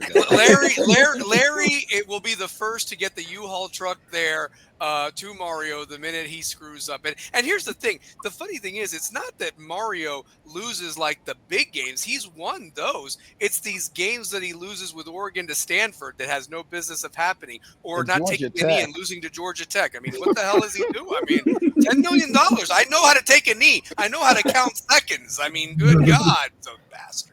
Cost me so much money that day. Larry's going with Texas to win the whole thing. I mean, you know, that's my pick when we get to that point or whatever. But realistically, there's got to be a lot of football and a lot of games. Yeah, that's why there's not a dominant team. There's not a dominant team. Are we picking who we think makes the top 12, or are we just going to go with who we think has a legitimate chance? I like the legitimate chance. That's what I want. I want you give me top 3 of yours. I mean, because look, we know Penn State's going to get there because they can take a wheelchair there, and even Franklin can't screw up that wet dream. But I'm just saying that let's be absolutely real, that when Penn State laces it up against a big dog from the SEC, they're going to get their ass handed to them. They should have it last year, but the problem is that, you know, Texas's kicker couldn't make a kick. So that's the problem. So, and now he's at Miami. Go figure. So love NIL. My top 4, no particular order: Tennessee, Texas, Ohio State, Georgia. I like it. I agree with Shane. I agree with 3 of them with Shane. I like Tennessee's chances. I like Georgia's. Although I think that Tennessee-Georgia game, one of them could get eliminated week 3. That's a big game week 3. I'm just glad Tennessee's got it early. But I like Oregon. I think Oregon's dangerous. We know a 2-loss team can get in. That's well. So when it's all said and done, either Tennessee or Georgia come out with 1 to 2 losses. Mm-hmm. Tennessee makes it to the SEC championship but loses to Texas. Yep. Which is, I hate saying it. So say we go undefeated, there's our 1 loss. Or I think we beat Georgia, but then Georgia gets in just with rankings. Here's my shocker. I don't think Texas makes the SEC championship game. I could see that. I see a scenario where they don't make it. I can see a Tennessee-Georgia rematch. Yep, I could see a Tennessee. I could see an Ole Miss team that no one's looking at. Kiffin's due for a championship game, and this would be the year. No Jackson Dart, none of that talent. That's Walter Nolan's gone. Walter Nolan's gone. This would Yep. be a year that Kiffin could get there, and no one would see it coming. Mm-mm. And if he got there, there's probably not anybody that's going to stop him from winning the whole thing. Exactly. Mm-hmm. I'll tell you a team that I'm kind of intrigued with. I think that I think he's an underrated coach. He's got the deep pockets. He's definitely got the team and the program in a right direction that maybe Jimbo faltered on. Let's not sell Texas A&M short. They might be a team let's not that sell them. could sneak in there. Yeah. They were, one bad half away from last year from even making the SEC championship game if they beat Texas. So they were in the conversation already. And Elko can coach. I mean, he's won at Duke. Yes, he's won now at A&M. I mean, like, I'm just saying that this guy is got to. He could be a dark horse that I think could definitely make it, especially with the SEC. They get Arkansas, which it's that Jerry Jones Bowl game, but Arkansas is about one game away from firing Pittman.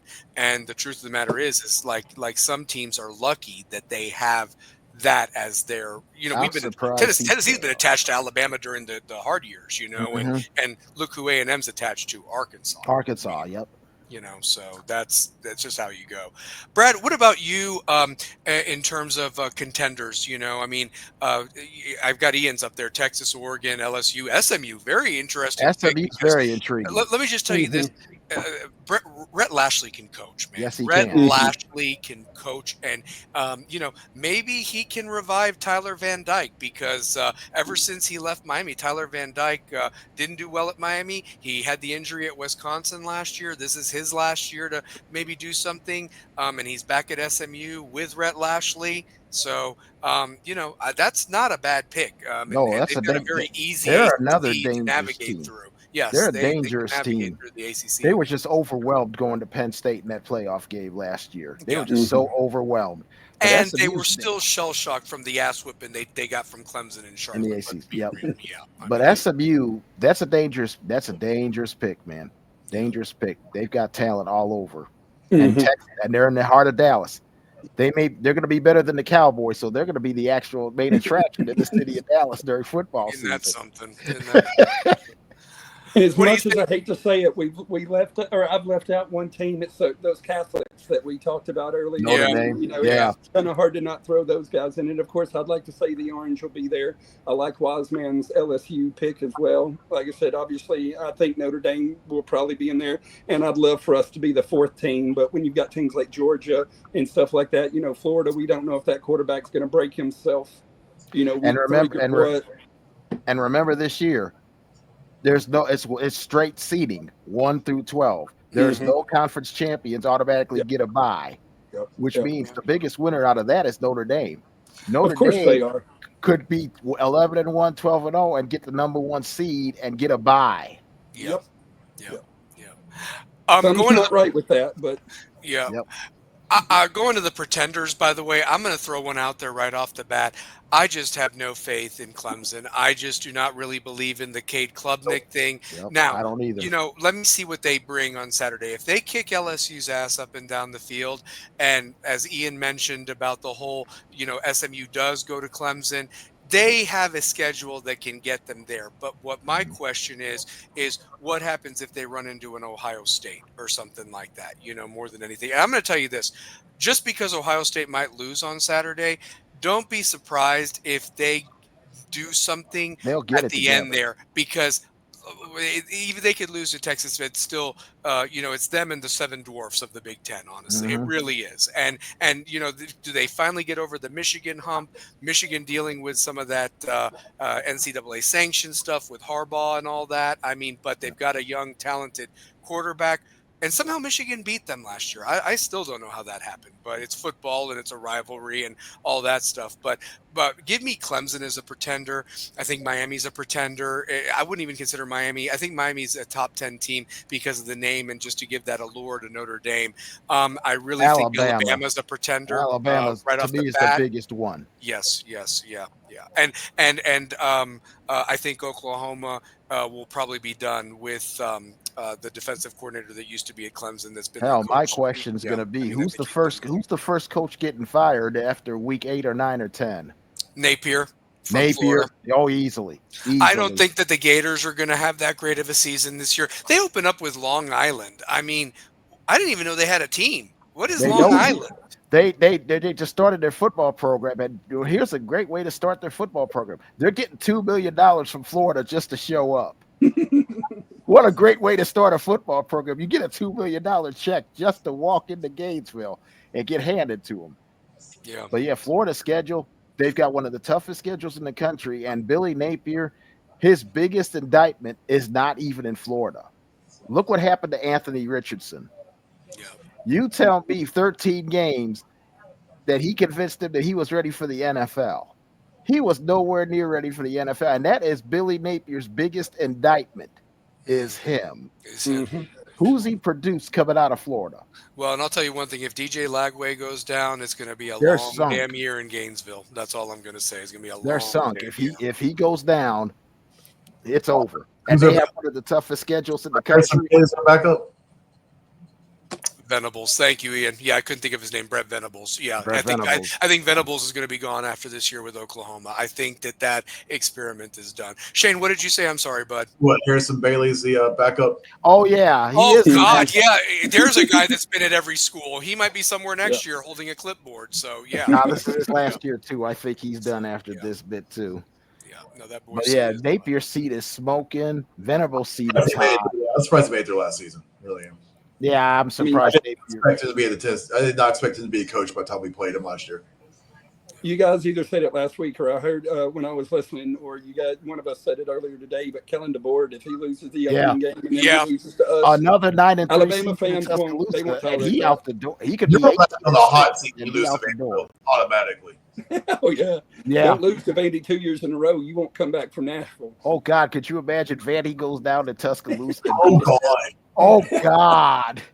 That would be the only way Tennessee fans would be okay with Vanderbilt is if they knocked off Alabama. Get the pitchforks and the bonfires ready because he's going to be cooked. Go back to your house. It's called moving company. Just go. Guys, you want to know something? You actually just said something of a team that we're not even talking about, and they're very near and dear to someone we work with, Brad, and we've not even mentioned them, and it's really hard to believe. No one's talking about Hugh Freeze and the Auburn Tigers. If Auburn beats Alabama, then DeBorg is really going to be, sent to packing or whatever. And that may be the thing that saves Hugh Freeze, because right now that experiment down there ain't working. I don't know why it's not working in Auburn. No, that's the thing. Nothing is working down there. Nothing. They are a basketball baseball school now. Yeah, they're a basketball school. And I mean, what is going on there? Thanks to Bruce, they're a basketball school now. Yeah.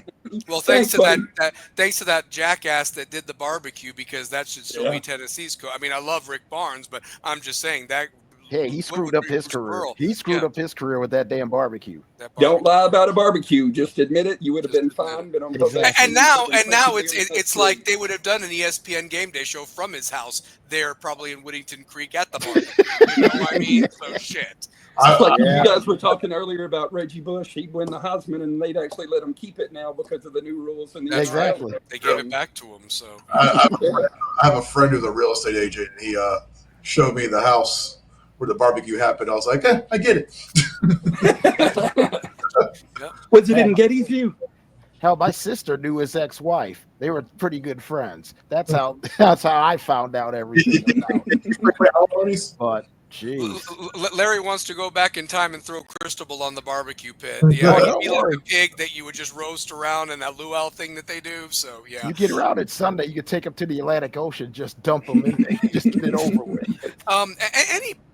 you guys that I didn't mention that maybe you guys are thinking, whether they're in the top 10, whether they're in the top 15 or what have you. I mean, I'll tell you one that I don't really have much faith in. I think Arizona State's going to take a step back without Cam Scatbo. I know that we don't have their game on there, but I just don't think that. I think Arizona State had a nice season last year, but a lot of that was because of the heart and soul of Cam Scatbo. So, what are your all thoughts? South Carolina. How are they 13th? Dylan Stewart. I'm still trying to figure out how they're 13th after all they've lost, and they're giving them more of a shot than they give Tennessee. That's ridiculous. Number one, that's ridiculous. And two, it's absurd. And three, it's a joke. Yeah. Shane Beamer, like you said, his dad was such a class man, and I see Shane and I go, what the heck happened? How did he turn into the jerk? And his dad is a class act. Mm-hmm. I would have taken his dad in a heartbeat. Easily. Shane Beamer. God, I despise Shane Beamer. God. Oh, and I'm going to throw LSU out there. Brad, give me a couple pretenders, by the way, too. LSU is a good one. Of course, I'm going to say Alabama is a pretender. I like South Carolina as a pretender. I just those schools they just don't have it anymore. And one that this will throw you guys for a loop. I don't know necessarily a pretender, but I don't think that Oregon's going to live up to the hype this year. I could be way off, but I just don't think that they're going to live up to the hype this year. I think that they have a chance to make the playoff just because of the conference that they play in. If you put them in the SEC, hands down, they have 5 losses. I mean, I just know. Now they do host Penn State. That is the good thing. They do host Penn State in a championship game rematch. That's the only hope. Yeah. And I got a group of 5 that'll surprise you. Boise State. Watch out for Boise State. They recruit well. They play well. They lost Ashton Genty, but they find a way to replace great players and still find a way to win 10, 11 games every year. Watch out for Boise as a group of 5, and watch out for Navy. I'll throw one out there. Not a pretender, but maybe somebody that could be a sleeper surprise, BYU. Yeah, BYU's another one. Would be a good team. They've put a lot of NIL money into their basketball and football program. It's insane of who came up with what. So, and watch out for Navy. They returned 21 of 22 starters. The only guy they lost was one of the offensive linemen. They basically have a full team back, and the only team that can challenge them on their schedule is Notre Dame. Watch out for Navy. That Army-Navy game at the end of the season may get Navy into the college football playoff. How scary is that? And they also play in the American, so they could play in the championship game of the conference one week and then play Army-Navy the next week with a shot to get in the playoff. Yep. Of course, those last year, and Navy makes it to the playoffs. And they haven't been really relevant since Roger Staubach. Could you imagine them? A shot at the national championship. Oh, I know. You know how many people across the country would pull for Navy? Oh, of course, everybody would. They would be the sentimental favorites so easily. It's not even funny. Well, and Navy plays Notre Dame in Chicago again. They play in Chicago this year. That might be a hope that maybe Navy knocks off Notre Dame if Notre Dame gets by Miami and A&M, because there's not much on that schedule left. I mean, there really isn't. So I mean, hell, Notre Dame plays USC.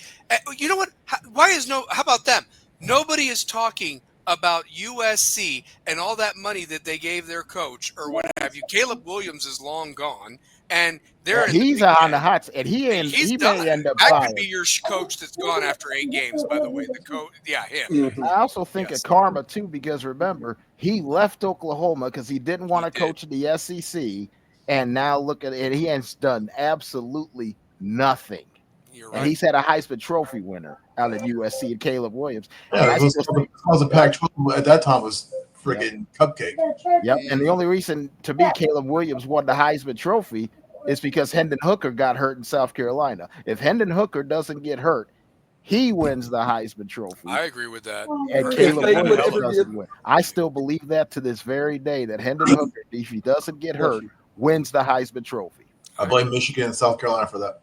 I blame South Carolina more than I do anything else.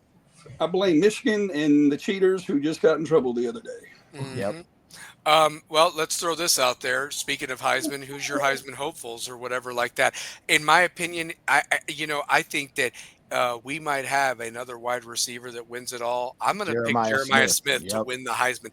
Maybe Ohio State doesn't get back to the national title game, but that kid could maybe have some insane 1,800-yard season with a bunch of touchdowns and still have one more year to play college football. You know, he can't go to the pros. He has to pay the mandatory 3 years. But I think Arch Manning has a great year, but Texas record-wise, they may end up 10-2, 9-3. I think Arch Manning has an outstanding year and is a candidate, and then he stays for his senior year because I don't see him leaving. One, when the NFL draft, the Saints or the Browns could be the number 1 pick. He stayed at school for that, and there's a possibility he could make more money at Texas than his first contract. Cam Ward is making $12 million a year on his rookie deal right now as a Titan. Arch could get that next year at Texas. He could get that next year with all that oil money. I gotta get the kid to bed. So. All right. Listen, you take care, brother. Prayers, brother. Go Vols. Go Vols. Go Vols, baby. But yeah, Arch Manning could make $12 million next year at Texas. That's a scary thought. And he doesn't need the money. Ian likes Arch. Ian likes Arch as a Heisman, absolutely. So you said something about the Saints. Arch, you know, got your grandfather in mind. Go back to New Orleans and try to turn the Saints back around. Yeah, exactly. Yeah, I still think about that to this day. That him and Terry Bradshaw were 1-2 that year in that draft. Yeah. If Archie goes to Pittsburgh and Terry Bradshaw goes to the Saints, does Archie Manning have 4 Super Bowl rings in the Hall of Fame? And we're having a completely different conversation about his outlook. It's one of the great quarterbacks of all time. Listen, if he still had Lynn Swann, then the answer would be yes. And not to mention Joe Green in that Steel Curtain defense. So there you go. And Larry Frank is a Steelers fan. So there we go. So yeah, I mean, yeah, I'll give you another name. I mean, you know, if Miami does have a good year, obviously Carson Beck will definitely be invited to New York. I'm not saying he wins it, but if he has, you know, a 3,800, 25 touchdown, 5 interception year, you would think that he would be at least there and so forth like that. I mean, you know, Klubnik from Clemson, if he lives up to the hype, he could be a hopeful. But Drew Eller from Penn State. Yeah, him. And here's the thing: he's got the cream puffs to go up against to rack stats up. I mean, and he's a good quarterback. He just got that soft schedule, that Charmin schedule that he could rack up 4,500 yards, 30 touchdowns, and he'll be a finalist. Can I just tell you this? When they play Ohio State and Columbus, give me Ohio State in the points. Oh yeah, that is a guarantee win in the bet. I think Ohio State's defense. That's the only 2 hiccups: is going to Ohio State and going to Oregon. That's it. They don't have Michigan on the schedule. They don't have Michigan this year. They don't even have Iowa. They don't even have Iowa. They don't have the Hawkeyes on the schedule. So. And Iowa beats everybody. They may not be the world's greatest offensive team, but they find a way to beat people. Yeah. I mean, it's terrible. I mean, I just don't get that. Yeah, I mean, it's clear that the Big Ten is trying to manipulate the system to get as many teams in there as possible. Honestly, they had 3 last year, and they're going to try to get 4 this year. So, I was watching CBS tonight. They have their Inside College Football, which is a great program. One of their analysts, Randy Cross, who was a great 49er. Papa, you know about Randy Cross, one of the great linemen of all time. He said he predicts the Big Ten and the SEC are going to have 8 of the 12 spots. And I said, I believe that's a possibility. They had 6 of the 12 last year? 7 of the 12? Yeah, the smaller schools are going to be pushed out quick this year. Yeah, I hate seeing it that way, but until these other ACC's got to get tougher. Yeah. I mean, right now the ACC is pretty much being carried by Clemson, Miami, and SMU with a hope that the Bill Belichick experiment in Chapel Hill works. And I just saw his schedule. He's got a winnable schedule. He could win at least 8 games, and they host Clemson. Yeah. And you want to talk about Chapel something? Hill you want to talk about Chapel Hill for schools, and now it's called Chapel Bill. Could you imagine? Could you imagine if North Carolina finds their way into this deal in Belichick's first year? he's already considered one of the greatest coaches of all time, but to come to college and to prove that he could do it in college just like he did it in the NFL, he'd be like, done. I was watching something earlier. They said he's 4 years removed from the Super Bowl, and he could easily attain 8 wins and be in the college football playoffs this year, 4 years later, which is crazy to think. Yeah. And that's not even a big news of the day from them. Him and his girlfriend have filed trademark jewelry they're selling. And get ready for this. It's called Gold Digger. 24-year-old daughter named it Gold Digger. Gold Digger. Love it. I was on the floor when I heard that. I said, no. You know how many women across the country are going to buy this jewelry? Let me tell you something. Bill's got so much in common with his players. He's dating college students. So, I mean, that's what they were saying. Like, how is Belichick going to be able to relate to his players? He goes, well, he's sleeping with a 24-year-old. That's right. I think he found a way to. Bill can relate to anybody if you give him the right push in the right direction. You know what they should do? Where'd you get that necklace from? Gold Digger. Do y'all remember that nasty hoodie he'd always wear with like it had like a food stain on it or something?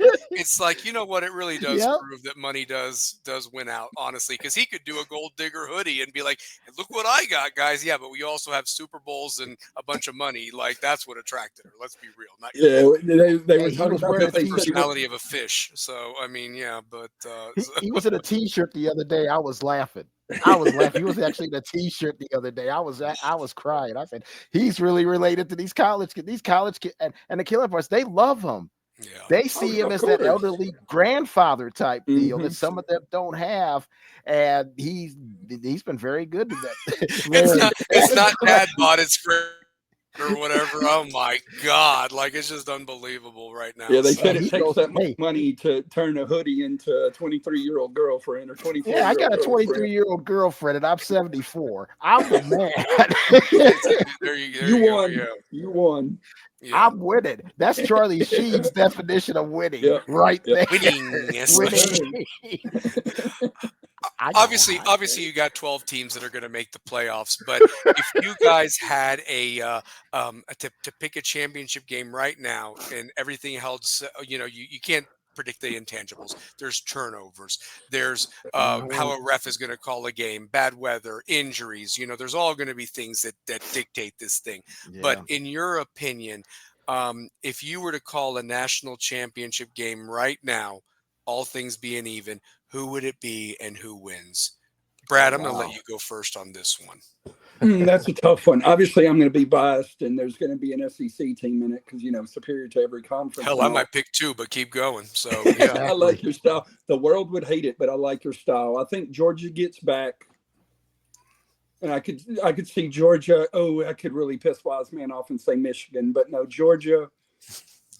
That's a tough one. Georgia coming out of the other one. I'd love to hear what you guys say with the other one, and then I'll come up with my second one. I've got Georgia and Texas. I think that we're going to get Georgia and Texas. Probably, they don't play in the regular season, do they? This year, I think this is the first year they don't play each other in regular season. I could definitely see them being the two teams that play for the SEC title game, and then being on opposite ends of the bracket, and then finding their way into that national championship for all the marbles. And I think Texas wins it all this year. I think that this is Sarkisian built this team for this year, all the money, the NIL that they've tied into their offensive linemen. They've got a stable of running backs with CJ Baxter, good receivers for Arch. The defense is going to get better. They might have a kicker that might make it now instead of the guy that went to Miami. I like Texas to beat Georgia for the national title. That would be my pick. I'm thinking Texas and Notre Dame. I think somewhere in there, Notre Dame gets another shot to win a national championship, and I pick Texas to win. And I think it'll be, if they were to play, I think it'd be a close football game. I'd be looking at a 24-21 type game. Larry likes Texas versus Notre Dame. I like Texas, and I would like Texas. Yeah. I mean, the other thing too is, Notre Dame definitely has the pieces. Can this freshman quarterback navigate, a big win against a spotty Miami team on the road in a hostile environment? He's got A&M at home. Navy's a tough game, but that's in Chicago, which is basically Notre Dame West. So I'm just saying that, they've got a great chance to get their Notre Dame. And no conference championship game. And no conference championship game. Yeah, so that's tough. They wouldn't have to wear and tear that everybody else would. That's true. Give me LSU as my other team. LSU, Georgia. Making it all the way, Georgia. huh? Okay. Yeah. All right. Yeah. All right. I like that. If they can get through the Battle of Death Valley, I think if they win this first game, it could. You're right. It could set them off. Mm-hmm. And Nussmeier's and we forgot to mention him as a Heisman Trophy candidate. Mm-hmm. I mean, yeah, you got to mention Nussmeier. Honestly, especially. And you throw him into the trophy mix. You beat Clemson Saturday night. Oh, he in the mix. Mm-hmm. He become dangerous. He'll be the front runner. Because their schedule looks pretty doable. A lot of their big games are at LSU. And so most of them are at night. Yeah, and most of them are at night where they do their damage. Yeah, they don't want to play the daytime. We sort of taught them that lesson 2022, playing them at noon. Yeah. We destroyed them. Yeah, well, and then you got the buses shaking and all that good stuff. You know what I mean, type of a thing. And the Tiger has to get right. Tiger has to be hungry. Mike, the Tiger got to be hungry, man. That's true. Feed him at night. Yeah. Larry, being a Cajun down there in Louisiana, he hates LSU, and he has them going 8-4. I guess starting with a Clemson loss. So, but you know what? There's no leeway down there. It's either 12-0 or it's going to be 8-4. Mm-hmm. Yeah. It's either one or the other. And again, this is coming off of the heels of 6 years from one of the greatest offensive shows. I mean, my goodness, Jordan Jefferson, and God, did they have some players? Jefferson, and Brian Kelly's got to be saying, if Ed Orgeron could win a national championship, how the hell can I not win one now? Yeah. You want to know the difference? Those players died on their sword and shield for Ed Orgeron. Oh, they did. They don't relate to this guy. This guy's a fake dude. I mean, Ed Orgeron was true, like LSU. He's a Cajun. His players. You couldn't understand what he said, except the players knew exactly what he wanted them to do. He was the farmer that helped Henry Winkler in The Water Boy. He's no doubt about it. That was the best for that character. There's no doubt is the guy. Yeah. Yeah, Larry, don't sleep on Texas A&M. That's a dark horse of mine. I like them. And they play each other near the end of the year always. So that's always a fun battle when they play each other. LSU and Texas A&M. Yeah, that's always fun. A&M could knock off Texas rivalry game there too. I mean, we're talking. I'm telling you, if A&M can get by Notre Dame in Notre Dame, and Notre Dame's been known to slip up when they have a home game and so forth, that could be the game that screws them up, honestly. They might still get in with the 11-1, but at the same time, that doesn't really say much for you about beating a quality SEC team. They beat a wounded Georgia team. There's no doubt in my mind, Georgia with a healthy Carson Beck beats their ass. Oh, easily. I agree. Yeah, for sure. So, yeah. Kelly came down here with a fake accent trying to pass. Yeah, totally. Yeah. That fake accent. But him and his family are so proud to be in a great one, Ian. I love it. I've never seen that accent change so much as when he decided to be a Cajun for that press conference. That was. I remember when he was dancing with a recruit, and you don't dance with another dude like that. That's all I'm saying, man. That was weird. That was just like, what you doing, man? Whatever, dude. So they can keep that.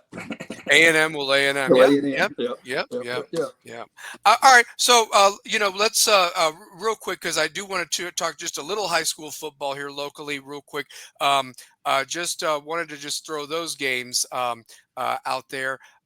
Real quick, Knoxville Catholics traveling to Anderson County as the big Thursday night game. Bearden against Alcoa. It was sexy a year ago when it was made, and it was supposed to take place at Smoky Stadium. It's just another game.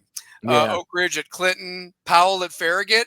Should be an interesting one. Knoxville Central at Fulton, Battle of Broadway, Cary. You got Gibbs at Halls, which is a rivalry. Battle of the Bridge, Lenore City at Loudon. South Doyle at Carnes. You got William Blunt at Austin East, Grace Christian at Carter, Sevier County going for 17 in a row against their rival Jefferson County, and then West at Maryville. So those are the games that are going on. As far as West at Maryville, going to be a really big game on Friday night. Obviously, West's former coach, Lamar Brown, is now Maryville's defensive line coach. He knows our stuff. We know him. These two teams, West has won 2 of the last 3 games. Last year, Maryville was on a tear, getting revenge and beat West very good. Now West, who didn't get a game in, they were one of the only teams that didn't get a full game in on varsity level, has to take on a Maryville team that lost a heartbreaker to Alcoa. Maybe with a few more minutes left, takes that game to overtime. But, horseshoes and hand grenades is maybe, but the truth of the matter is you're going to have an angry Maryville team, an unknown West team with a lot to prove. These kids had a lot, but should be a fun one. 7:00 Friday night. Obviously I'm rooting for my Rebels, but just wanted to throw that out there real quick before we go to our picks and wrap up the show. But we got 5 games to pick for the big matchups. Okay. So number 1, let's go to the Alabama at Florida State game, 3:30. Carrie, I'm going to start with you. Who wins, and give me a score, and then Brad, and then I'll go. So, yeah. Okay. I think Florida State shocks the world and upsets Alabama 21-17. I think Gus Malzahn, the new offensive coordinator for Florida State, his track record as an OC is one of the most unmatched. He usually gets to a new team, and that offense is better. Florida State averaged 15 points a game on offense last year. There's nowhere to go but up. They've got a quarterback. They've got a quarterback that, from Boston did as College, well as he could at Boston College. He did as well as he could at a school like that. Hey, now you surround him with some talented guys and a decent offensive coordinator. I could see it. Yeah. All right, Brad, go ahead. I like Florida State in that one. I think I'm going to have to go with State too. I mean, Ty Simpson, I don't know if he knows what he's in for when he gets down there, but I could see it being a close game. I'll say like 21-19 Florida State. Gotcha. In honor of our coach, Lee Corso, not so fast, my friends. I'm going to go with Alabama, but closer than the experts think. I think that Alabama's wide receiver is going to help Ty Simpson, the Ryan Williams. I mean, and then of course they took Isaiah Horton from Miami, offered him a hell of an NIL deal. So I think those 2 guys will help him in that environment, but give me Alabama close because of that SEC pedigree and the trenches being just the difference. But that seat's going to get warmer for Kalen DeBoer if he at least doesn't cover that spread. Yeah. Just saying. So, yeah. Next game. Yeah. Next game on the agenda, the Clemson versus LSU game. Tigers, Death Valley, but it's at Clemson, under the lights, the bus shaking, Howard's Rock. Brad, I'm going to let you go first on this one. Who do you like and why? I'll take the Tigers. Yeah. Now, is that with the G-O or the G-E-A-U-X in front of it? I think that's the E-A-U-X, considering I picked them to, go far. It would be asinine of me to pick Clemson right now, but I just don't think Dabo is going to be ready for him. I think they're going to get down there in Death Valley, and they're going to show them what the real conference is all about. Gotcha. I'm going to go next. Carrie, you go last on this one. You got it. I'm going to go with Clemson. I hate Dabo. Anybody that talks to me knows I can't stand Clemson. But if Ian's going to say A&M will A&M, I'm going to say Brian Kelly will Brian Kelly. I just think that if the game was at LSU, LSU all day, every day. But I just think that Clemson's home field advantage, I think Klubnik does just enough. And LSU somehow messes it up for the 4th straight year, opening game, under the lights, primetime TV, and that might be another turning point in the saga that is the Brian Kelly as LSU's coach. Carrie, your pick. I am gonna go with LSU, not because of their offense. I think LSU's defense will force a couple of Klubnik turnovers, and that will be the difference in the ball game. I think Nussmeier gets short fields. I think he gets more short fields than Klubnik, and I think LSU wins a game. I think 27-24. I think turnovers play a huge part. And I think LSU in the trenches is better this year than they were the last couple of years. And I think their defense makes the difference in that game. Nice. Ian likes Florida State with you guys as the 28-24 matchup. He also has got LSU winning pretty handily over Clemson. I mean, if LSU walks into Clemson and hangs 37 on them like that, whoa, just whoa. I mean, honestly. So, yeah. I mean, yeah. So, yeah. But, yeah, we'll see what happens. We'll see what happens with that one. The third game that I wanted to for us to pick is obviously that Catholics versus Convicts game, Sunday, 7:30 at ABC. I'll go first on this one. I think that the crowd's going to be ruckus. There's going to be rain in the forecast. I think that both teams are going to sputter in the beginning because of trying to feel each other out. But I think in the second quarter, there's going to be some turnovers that happen that Notre Dame's going to benefit from. I think Miami's going to get shell-shocked. The wheels are going to come off. And I think that Notre Dame ends up winning 31-21 over Miami. I want to be wrong being a Miami fan, but I just think Notre Dame's just going to be too much for Miami. And that's going to be leaving a lot of fans that bought into the preseason hype. I'm not one of them. This is a type of game you got to win on the field. You don't, the talk is cheap, and you got to come out there. Fourth year, your guys are there. No longer do you use the excuse of previous players, all that BS. You got to win this one. But right now, Notre Dame, I think, is on a mission to try to get back to the national title. I could be wrong, but Notre Dame 31-21 over Miami. Brad, I'll let you go first on next on this one, then Kerry. I think you're spot on. I mean, I think that they're out for blood right now. They think that they got cheated last year, so they're gonna try to prove that even if they can lose 3 or 4 games, that they're still worth it or whatever. So I think that they'll probably roll. Sorry, I know that's your squad, but I think they'll roll them pretty. They'll roll them pretty handily down there, and we'll see what Notre Dame wanted to show last January. Yeah. Can I tell you this on Larry's show? And I think Larry left the chat because, I mean, he's got the Jimmy Johnson interview tomorrow. Great for him, and so forth like that. I get accused on that show that I'm not a real Miami fan. And I would put my knowledge of Miami football against any Miami fan. What I am is that I have been disappointed for 20-something years. Well, of course, and again, talk is cheap, and I've been as excited as anything. And when you have the low expectations, then you get pleasantly surprised. It's rather than the opposite, effect. So that's why, I'm not expecting much because, again, I wanted this guy to be our coach. Yes, we've gotten some recruits, but I see no development or anything of that nature. And realistically, the best player you had was you paid a lot of money NIL deal, and we already knew he was good from Washington State and where he started before down there in Texas at that small school. So my point is that it's put up or shut up time. So and we'll kind of go from there. Kerry, your picks on that game. So.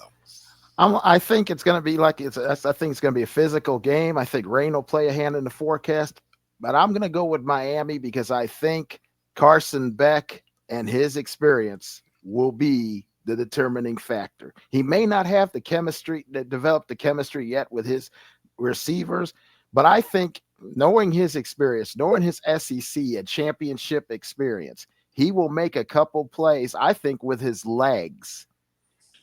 In a game that both teams are almost kind of similar to each other and looking for looking at an advantage here and there, I think he will use his legs and be a difference maker. Plus, I think the fact that all of those Hurricanes, I could see that Miami sideline being flooded with the guys from the past.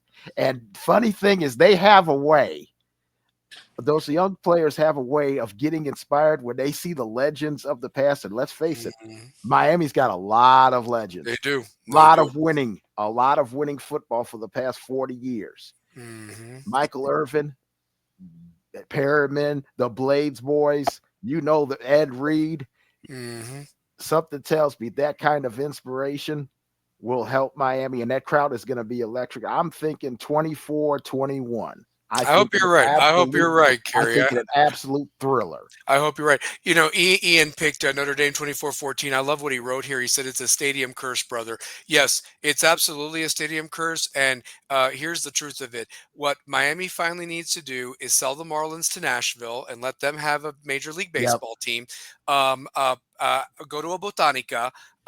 do some Santeria and cleanse that stadium and rebuild the Orange Bowl, and basically hope to God that might take 10 years, but that will be the end of the curse. And the Dolphins need to go back there as well. So, and Hard Rock Stadium can be just the soccer stadium for the World Cup and Messi and whoever wants to play for them. But if this game was in the Orange Bowl, yeah.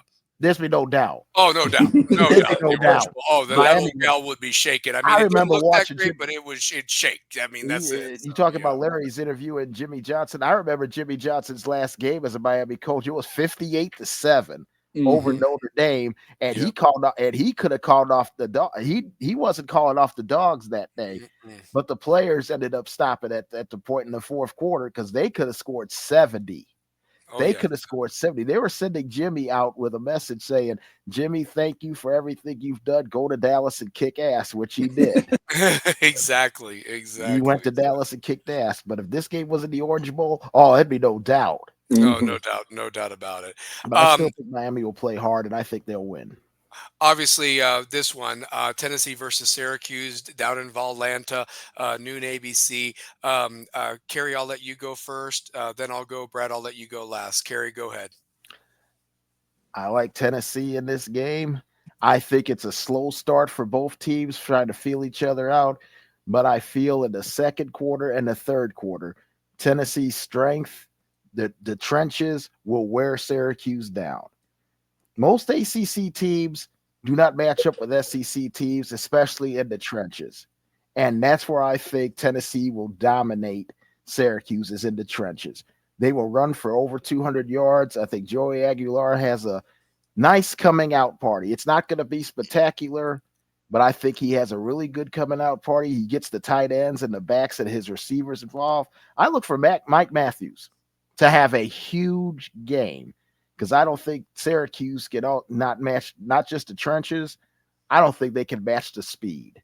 There is something about SEC speed that is just different from every other conference. And I think in a game like this, in indoors on a fast track, I love Tennessee in this. I love Tennessee in this game, and I think they'll pull away and win by 17 points.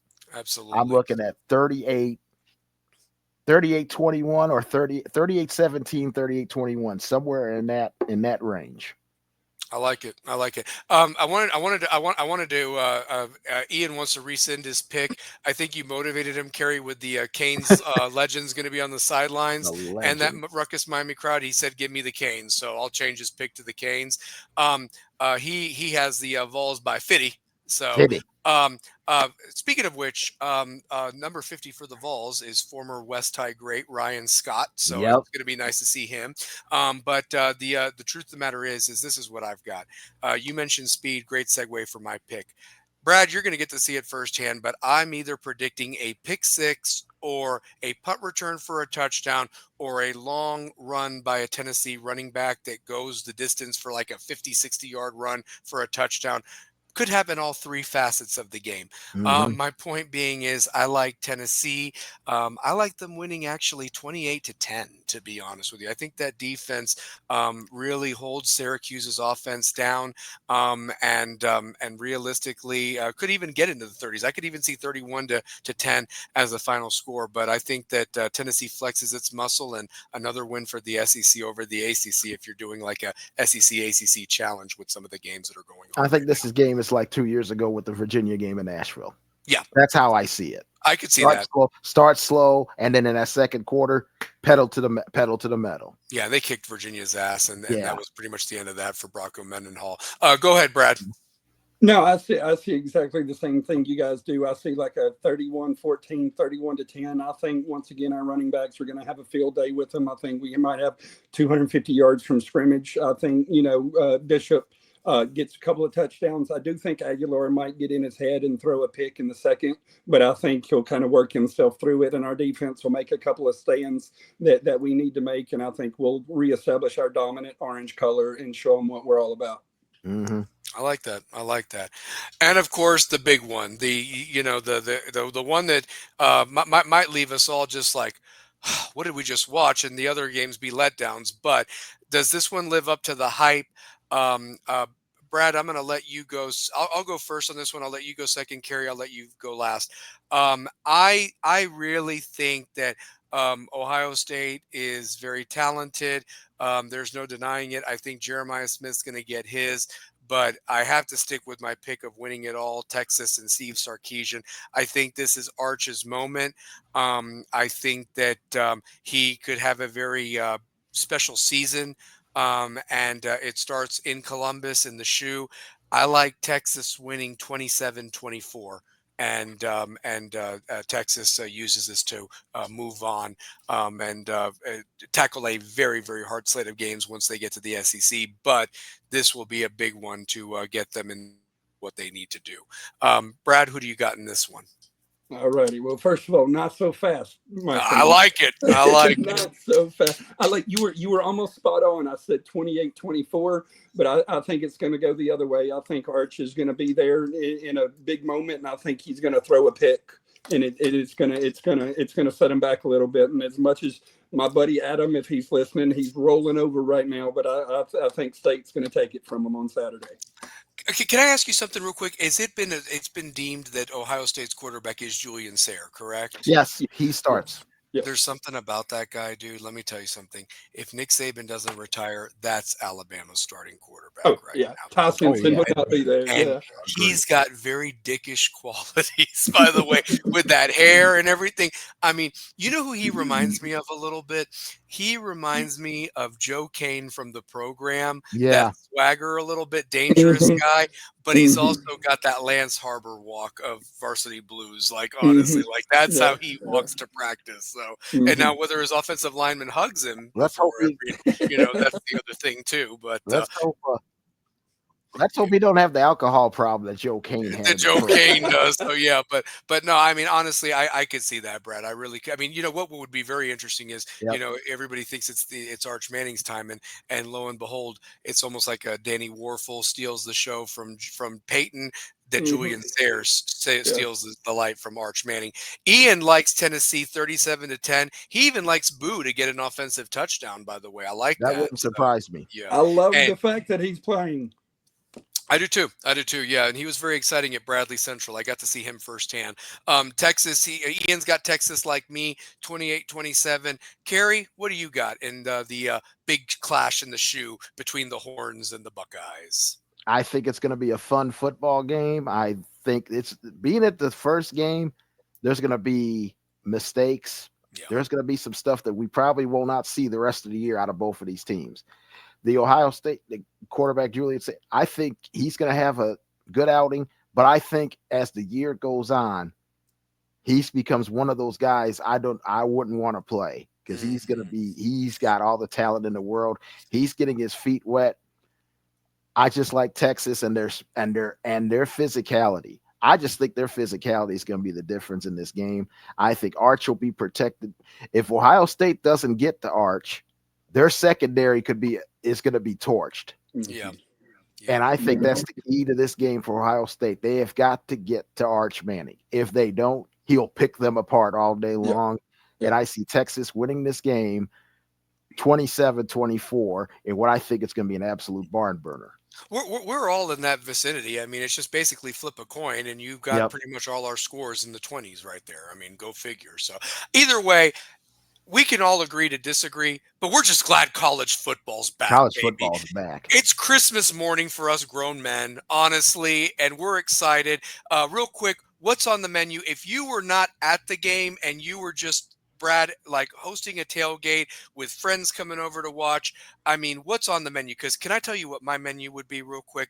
I would start off with the cocktail weenies and the beans as an appetizer. For my lunch, I would have a pizza, a shrimp cocktail ring, as well as wings.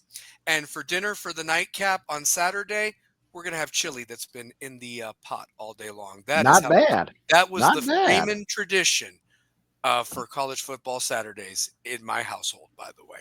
And that's a hell of a tradition. That's a nice tradition. That was me and my dad and my sister and mom, the four of us. It started at game day, and it went even all the way up till Hawaii kicked off with June Jones and Timmy Chang back in the day. Oh, yeah. But anyway, go ahead. So, Colt Brennan and those boys. Colt Brennan and Timmy Chang and all that. Yeah, exactly. Colt Brennan made me a lot of money about. Yeah, he made me a lot of money too. Yeah, he did. So, hey, they were fun to watch on offense. Couldn't stop a cold, but they could put 4,000 yards. But what would be on your all's menu if you were just doing like the all day thing, starting at 9 a.m. all the way up till like 11 o'clock at night? So, mine is simple: pigs in a blanket, nice chips and salsa. Oh, yeah, gotta have that too. Start the day off right. Middle of the day, hot wings. Get your hot, get your medium, get your mild, get your barbecue and your garlic Parmesan wings. And at the end of the day, pizza. But then I would throw in some sliders. Ooh. Get the slider bar going. I like that. Slider, get your cheese, get you some mustard, ketchup, and just sit back and bam. I got my TV has picture-in-picture. So I'm getting 2 games one time, and I can interchange which games I want to go because there's gonna be games on all day. TNT is covering the Big 12. They have the exclusive television to the Big 12. TNT is in the college football game. I think they did better than CBS with the Big 10. They did a lot better. I mean, yeah, how about that? Because Big 12 has always been a great offensive conference. Like, honestly, like they can score. So. And I want to give a shout out. A new era starts Saturday too. Mike Keith, good friend of mine. Yes. The Vol Network. Him and Ramon Foster. Mike Keith is back home where he belongs. He's one of the best announcers, one of the best people I've ever known. Yeah. So happy for him being back home. Did a great job with the Titans. Bob Kessling was a fantastic announcer. We'll miss Bob. We will miss Bob, but Mike Keith is back home where he belongs, sitting up there calling Tennessee Volunteer football, carrying on the tradition of Lindsey Nelson, John Ward, Bob Kessling. He's the perfect man to fill the job. And we're happy and so happy to have him back home. I will tell you this. It is going to be weird, just like we mentioned, Corso not there. Good thing we do have Mike Keith and that voice of his, because, Kessling's been around for 25 years doing that, and before did a fantastic job. And before that, he was the mainstay as the anchor at Channel 10 and so forth like that. And Jefferson Pilot. Jefferson Pilot too. Sideline reporter and play-by-play man. Yeah, so it's going to be very different. I mean, it always changes. That's the thing. That's why you got to appreciate what you got. Brad, what would be on the menu, buddy, if you were home and not at the game in Atlanta Saturday? Well, I mean, first of all, y'all both nailed it. Well, we all know winners get wings. So at 4 o'clock, there would definitely be a wing bar just all over the place, smoked, however you want them. We're going to have all the wings you want. A pie sounds great. Pizza sounds amazing. But at the end of the night, I want a fat, juicy steak to sit down and watch my nightcap with. That's going to be my plan on the next Saturday when I'm here for a home game. Yeah, that's the thing. Sorry to cut you off, Kerry. It's funny that you mentioned a steak. I don't know why that wasn't on the menu, because I mean, we did the cocktail, we did the wings and the pizza and the shrimp cocktail ring, and we did the chili that had the beef in it. But yeah, we never did like a steak. That's interesting. Gotta have a steak. That's my plan Sunday for Notre Dame and Miami. Get a nice big juicy steak. Prime time game. I like it. Nothing else. Hey, that's the beauty of Sunday and Monday, that first weekend.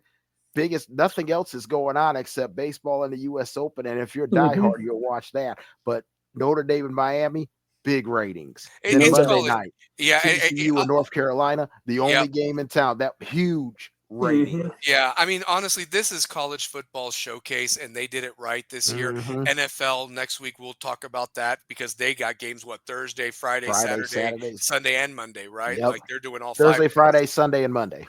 Oh, that's right. They're not Saturday. That's right. No Thursday, Saturday. Friday, Sunday, Monday. They try not to interfere with college football. And that's good. Yeah, So I mean, that's the truth of it. So, well, guys, listen, great show. Brad, what'd you think? Were you glad to be a panelist on tonight? You did great, man. You did great, brother. You, man, honestly. Well, thank you. I appreciate it. I'm sorry I couldn't make it last time, but I would love to come back if you guys you are invited back, and as blast, Carrie enjoys this too, and like Shane says, this is our therapy hour. hour. And I love the chat. Ian, I'd love to have Ian come on, honestly, sometime. Anybody that wants to come on and talk some football and brings the energy and the insight. And I know that you're not a Rebel graduate, but you're a Rebel with a cause. And so to be a part of the show, as a panelist, you got to throw up the W at least once or whatever like that. So, and hopefully that's what the Tennessee Vols are doing. And for my Rebels, hopefully get it done and go knock off them Maryville Rebels, baby. So it's all about the W. So great. Exactly. So, yeah, great show, guys, as always. And again, if you haven't liked or subscribed us, please do so.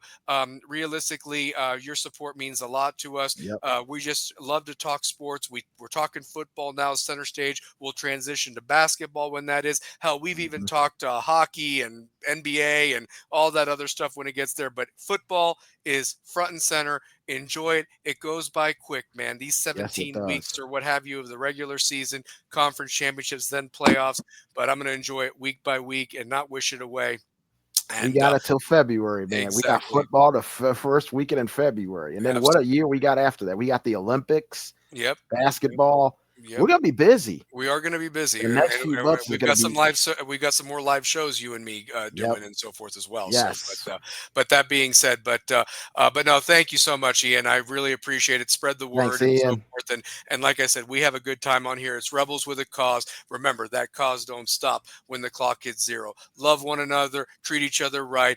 Enjoy the football, guys, and have a safe and happy Labor Day with your families. We out. Rebels with a Cause.